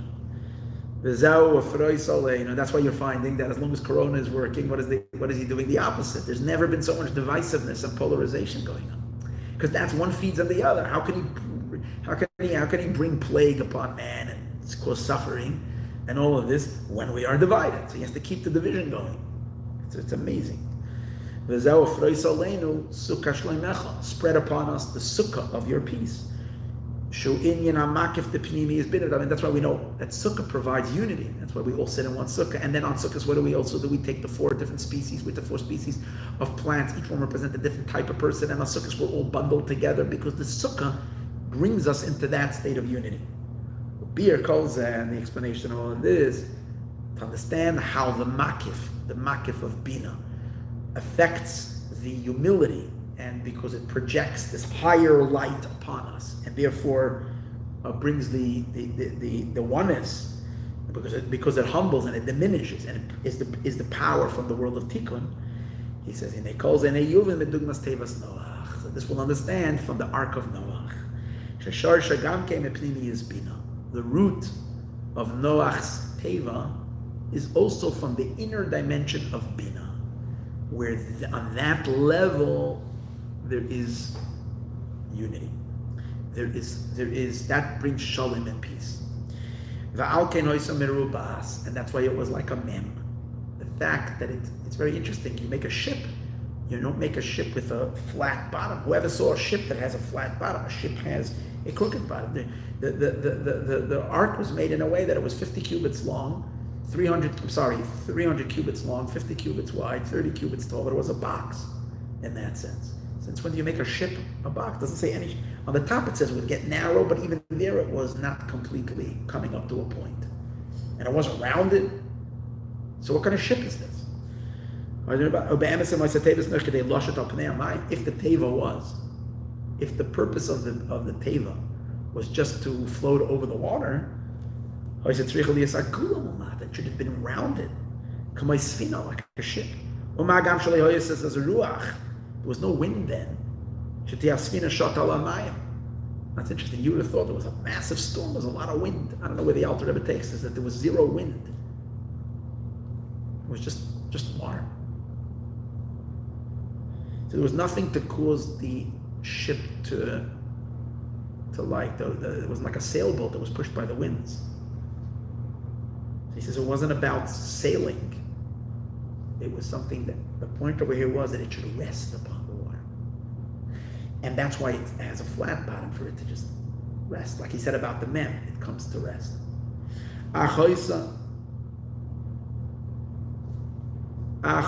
In other words, what he really said, going back to the letters, the most secure letter to sit and not move is the mem. Every other letter can fall. If it tilts onto its side, it doesn't have a serious support. Most stable of letters is the mem. Sits any way you'll turn it, it has a solid base. So you can go away and come back, you'll find it intact in its place.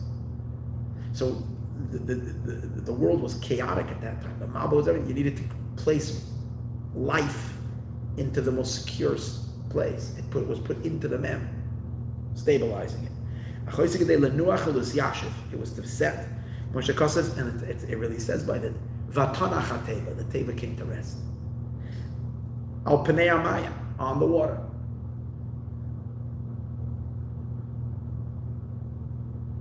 It says that the Teva came to rest on Mount Ararat, but before that, he's bringing a verse there. It says that the ark rested on the water. I don't remember such a verse. It's interesting.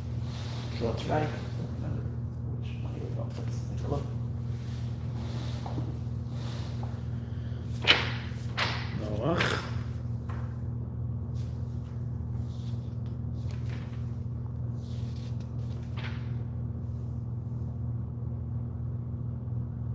It says Vatelach HaTeva. It says it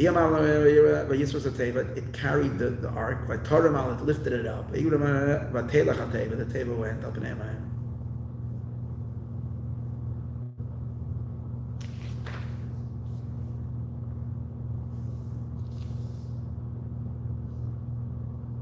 Here it says Vatanach HaTeva, but there it says not on the water. So I don't know what he means when he says Vatanach HaTeva. Maybe he's just using the concept, even though it's not the actual that it's on the water. When he means Vatanach HaTeva Pnei Maayon. Don't know. That's why it was in that shape. 30 amma. It's a mistake over here. It's not Shloishim Amma Orech HaTeva. Shloish Meyos Amma, 300 cubits. The Chamishim Amma Rochba, 50 Amats was its.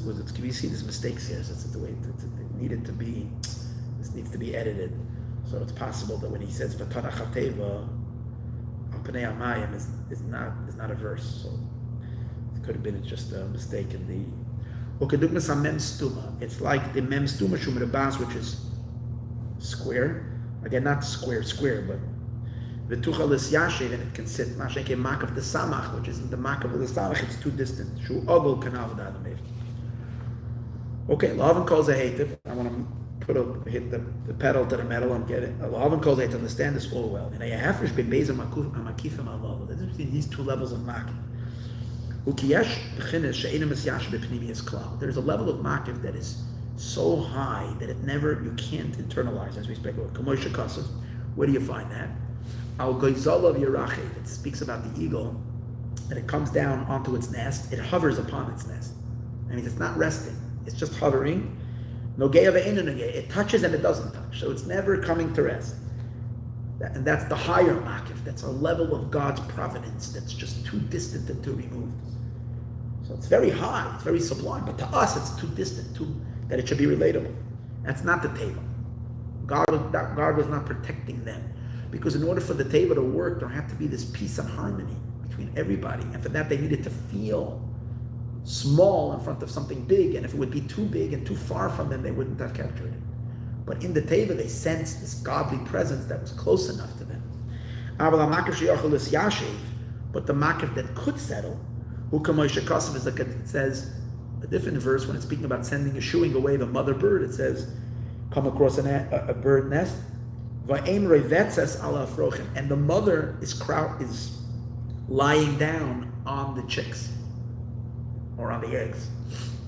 So here she's also above them, but she's upon them, as opposed to flapping its wings, and it's opposed to being, in a state of a helicopter, suspension over it, but it's actually ke'ema derava albanin, like a mother that is actually laying on the children.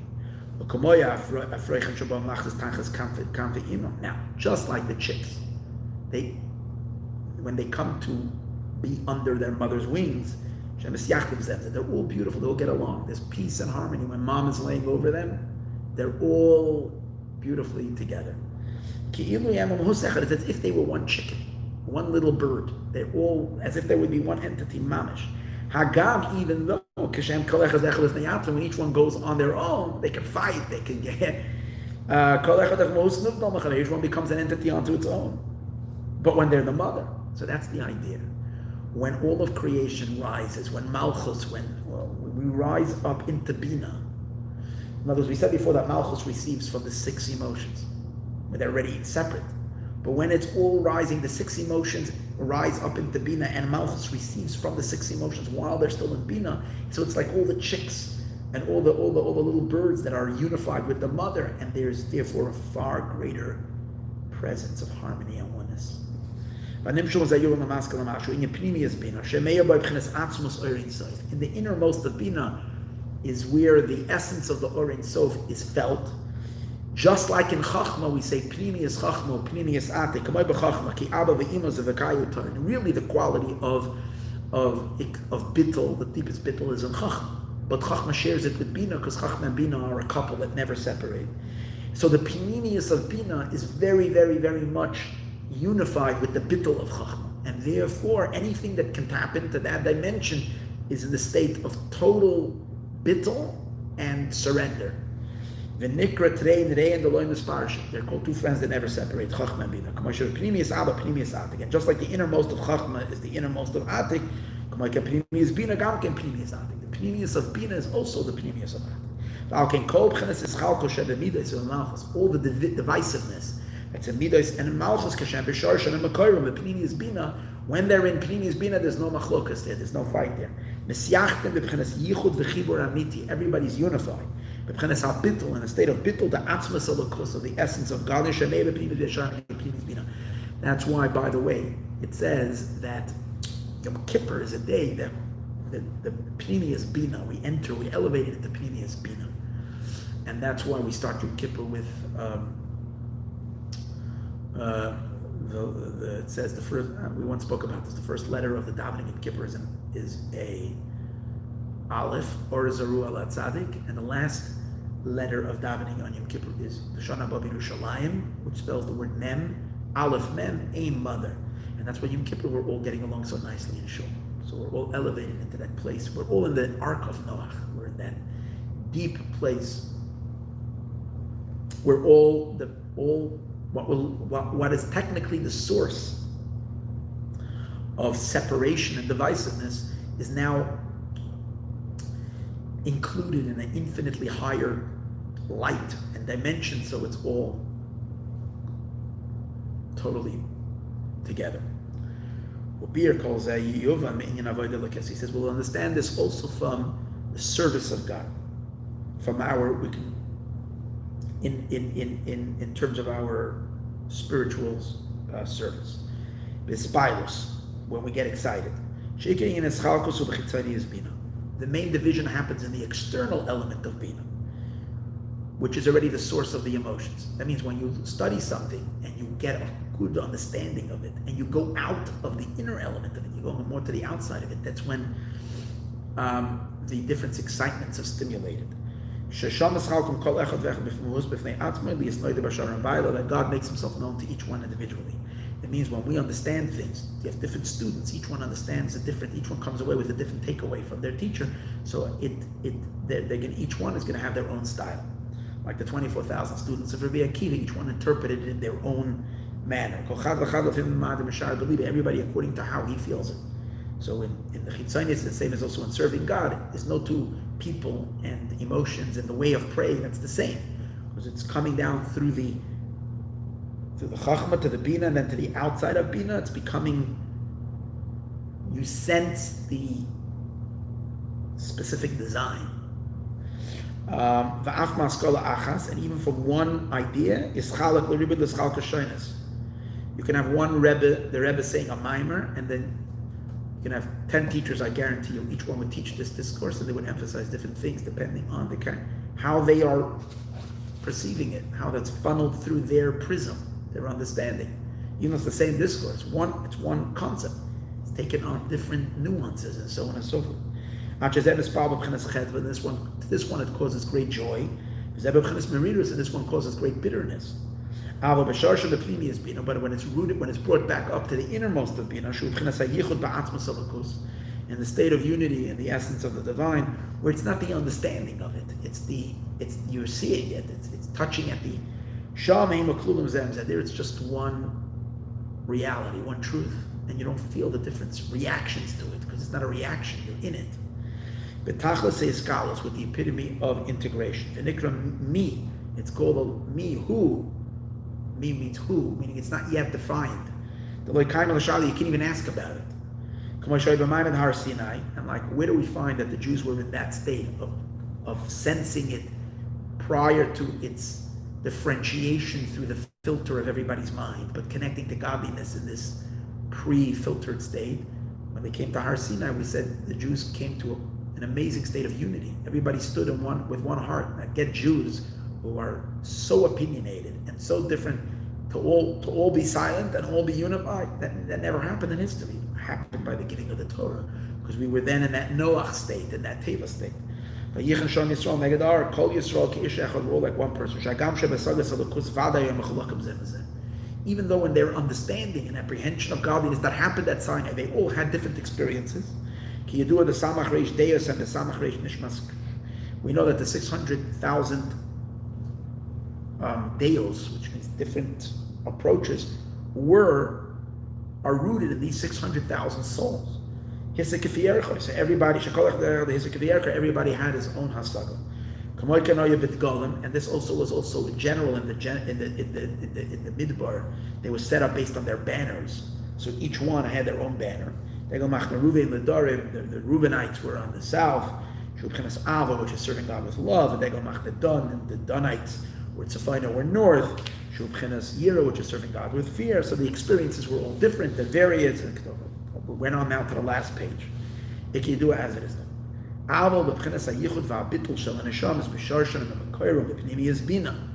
But that's their understanding. But when they saw and experienced God Himself, and they connected to Him beyond their understanding, the pnimius of Bina, which is connecting to the innermost of Chachma, which is an experience of vision, of sight, of which it's not a filtered through their mind and through their kalim. At that point, it's all unified as one. The very I am who I really am, which was revealed by the giving of the Torah. There, everybody is unified. Just like it is in the mind, in the excitement of the mind towards merit or towards guilt, as it is in the external element of Bina, over there they're different. Once there is an excitement to vindicate and to find merit, you don't get an enragement to punish. Once there is already an understanding of it that way, and therefore you set your mind that way, and therefore your emotional reaction to that is in a way of disciplining and harshness, and it won't change. When you're still in the state of Pnimiyas Bina, they're totally unified from one idea that can be Aspilus Lochav. Aspilus is supposed to be two opposite emotions. Like if he's not going to bring the example here, but he brings it a different Maimar from something in this week's parsha, where it says the same logic last weekend and this week. In Parshas Bereshis, it says the logic that God says that mankind is bad from his youth, and therefore I'm going to wipe him off the face of the planet. Man is evil from his youth. I'm going to wipe him off from the planet. This year, after he smells the offerings of Noach, it says that God says, I'm never going to punish mankind ever again. I'm never going to bring such destruction. Why? Because the heart of man is evil from his youth. Same argument, going this way or that way. Because in Pnimiyas Bina, it doesn't reach a conclusion. It can be like this, it can be like that. The same. If you encounter the argument already further down, then it's locked. If you're in tune with the essence of the idea before it's coming into the chitzonius of it, it's still free to lend itself towards like this and towards like that. And similar to this state of existence, sublime state of existence, was the teva of Noach. It had already this radiance, which is going to be when Mashiach comes. And that's why it translated into the physical life in the ark, that a lion, the wolf, and the lion, which it says when Mashiach will come, they will be like cattle, and they will eat straw. They will not do any evil, and they will not be violent. This, that today we have wild beasts that are torif. They are predators, vidorsin, and they rip their prey, umazikin, and they bring damage. It's because there is such divisiveness in the energies that come down, and the energy that creates the lion is very different than the energy that creates the sheep. And that's why they're the sheep, poor little sheep, but the lion is. Because it's all stemming from the external part of Bina, which things are already separated. And we said once the separation, things don't get along, and that's what caused the shattering of the vessels. Shattering is all in this external state of Bina. That's where there was the shattering of the vessels. When things are going to be plugged in on a much deeper level of existence. As we said earlier, only at the beginning of the class, I said God is going to invite us into his inner self. So it's not external. And then, so we're experiencing life at its very core before it takes on all these specifications and differentiations. That's why when Mashiach will come, they will not be predatory anymore. There will be such an amazing integration and harmony between all of existence. As if they're one, like we said before, like all the different chicks while they're under the wings of the bird, they're all just one. So to all animals and all of mankind, we're just going to feel as if we're totally one. This is going to be Mashiach who will come, and so it was in the Ark of Noach. Over there you had all the creatures of the world. And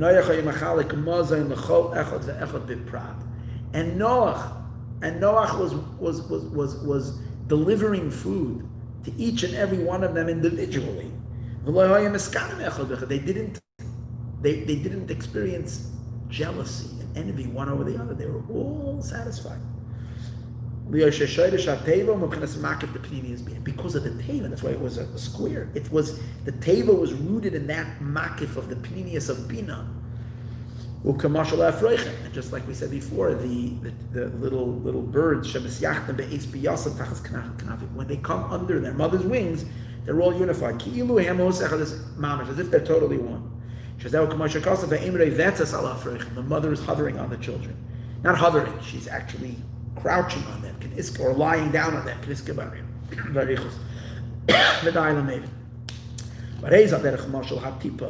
And he gives another example where you find that. In the mother, it's all together. So example, he says, all of our limbs are differentiated. Each one has its own character. Each one has its own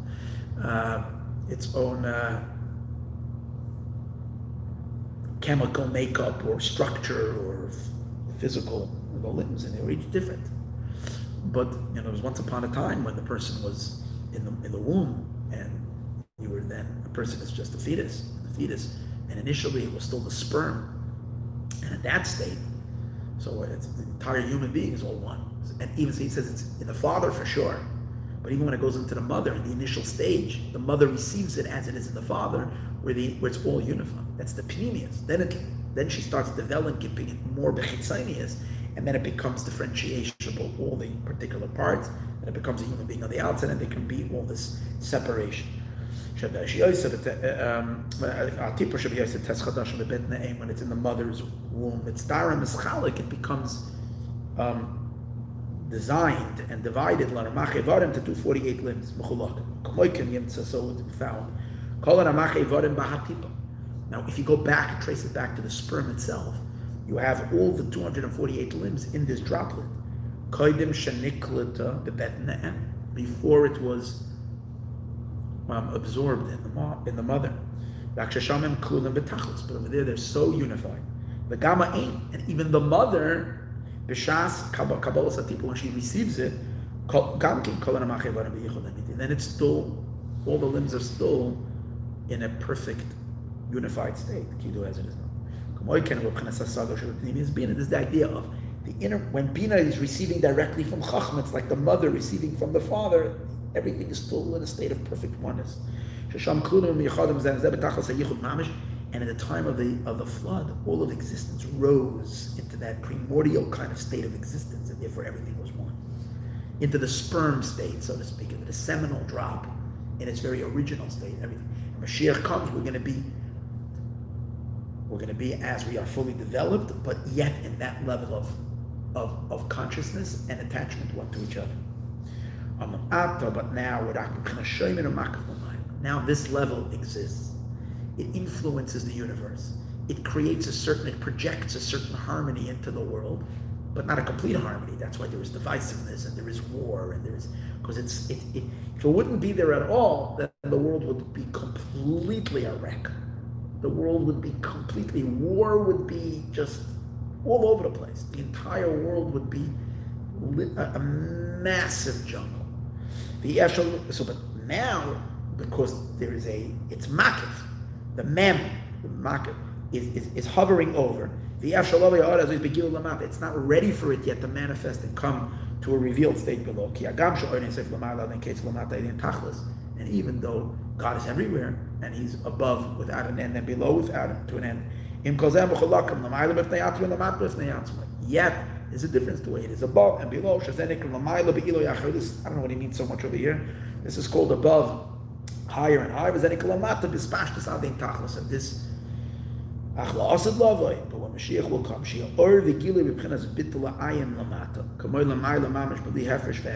Mashiach will come, there will be light and revelation. There will be the bittul below as it is above, and it'll be without any difference.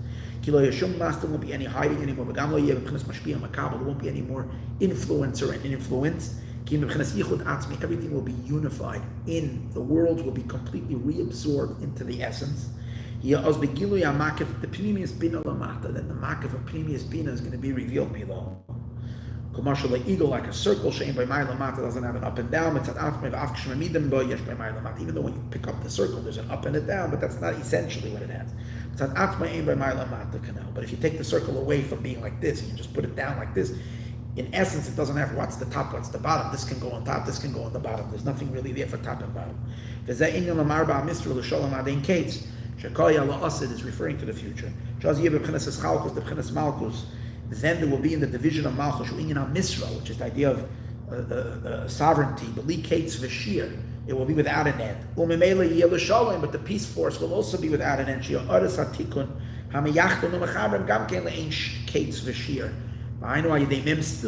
this closed mem, which is the innermost of Bina, which in it it's not yet filtering things through its kalim. It's still receiving it at its very, very pure, undefined state, and therefore it has the essence of godliness revealed over there, and there come in the same level of bittul like in chachma.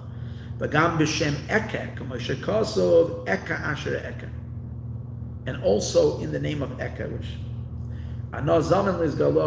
the revelation is going to be in that level. That's why the vision of Malchus is going to be without an end. That's why it's going to be without an end. You will live on forever and be king forever. Because time, which is made up of pieces, is going to be an eternal time. Like we once learned, that idea that it's going to be long, not in the end it's long. It's from the very moment it's beginning, it's long, because the finitude of time and space are fully integrated with the Ein Sof. And therefore time itself is going to be, and even though it's going to be past, present, and future, it's going to be eternal. And the power of Shalom, the power that harmonizes and unifies everything, is also without an end. Because of the Yemais Mashiach, all this is going to be the days of Mashiach. The revelation of the Or Ein Sof will be below. Which isn't the case now. It's only hovering from above. On his throne and on his kingdom. It's only a preparation for the days of Mashiach. To prepare it, to lasada, and to support her, from now. Now, we're not ready. Now, I'm not talking about now. Now we're ready in the days of Mashiach. But until this is ready, the world is ready for this. The world is not able to receive this high dimension of Pnimiyas Bina. Only in a manner of a distant infusion, of a makiv, a helam, and in a concealed state of that. Like we say, have that sukkah upon us. It's not revealed. Mashiach will come, it will be revealed in Mashiach, and that is the closed mem of Marba Misra, Mashiach's governorship. So this will lead the entire world into true peace and real harmony and infinity and total fusion with God, and that's the Indian. All right, what a fantastic mimer, and I'm maybe beginning to understand it a little bit. I feel that there's a lot there that I need to still. There's another mimer following it immediately, a different version, and then he brings over here that further on it, there's a different whole discourse that's an explanation on it. I didn't learn it, so I don't know, but I'm sure by learning that, we would get much more clarity. Everyone should be well. Join us next week, B'ezras Hashem. May it be already in Yerushalayim. Okay, let's shut this.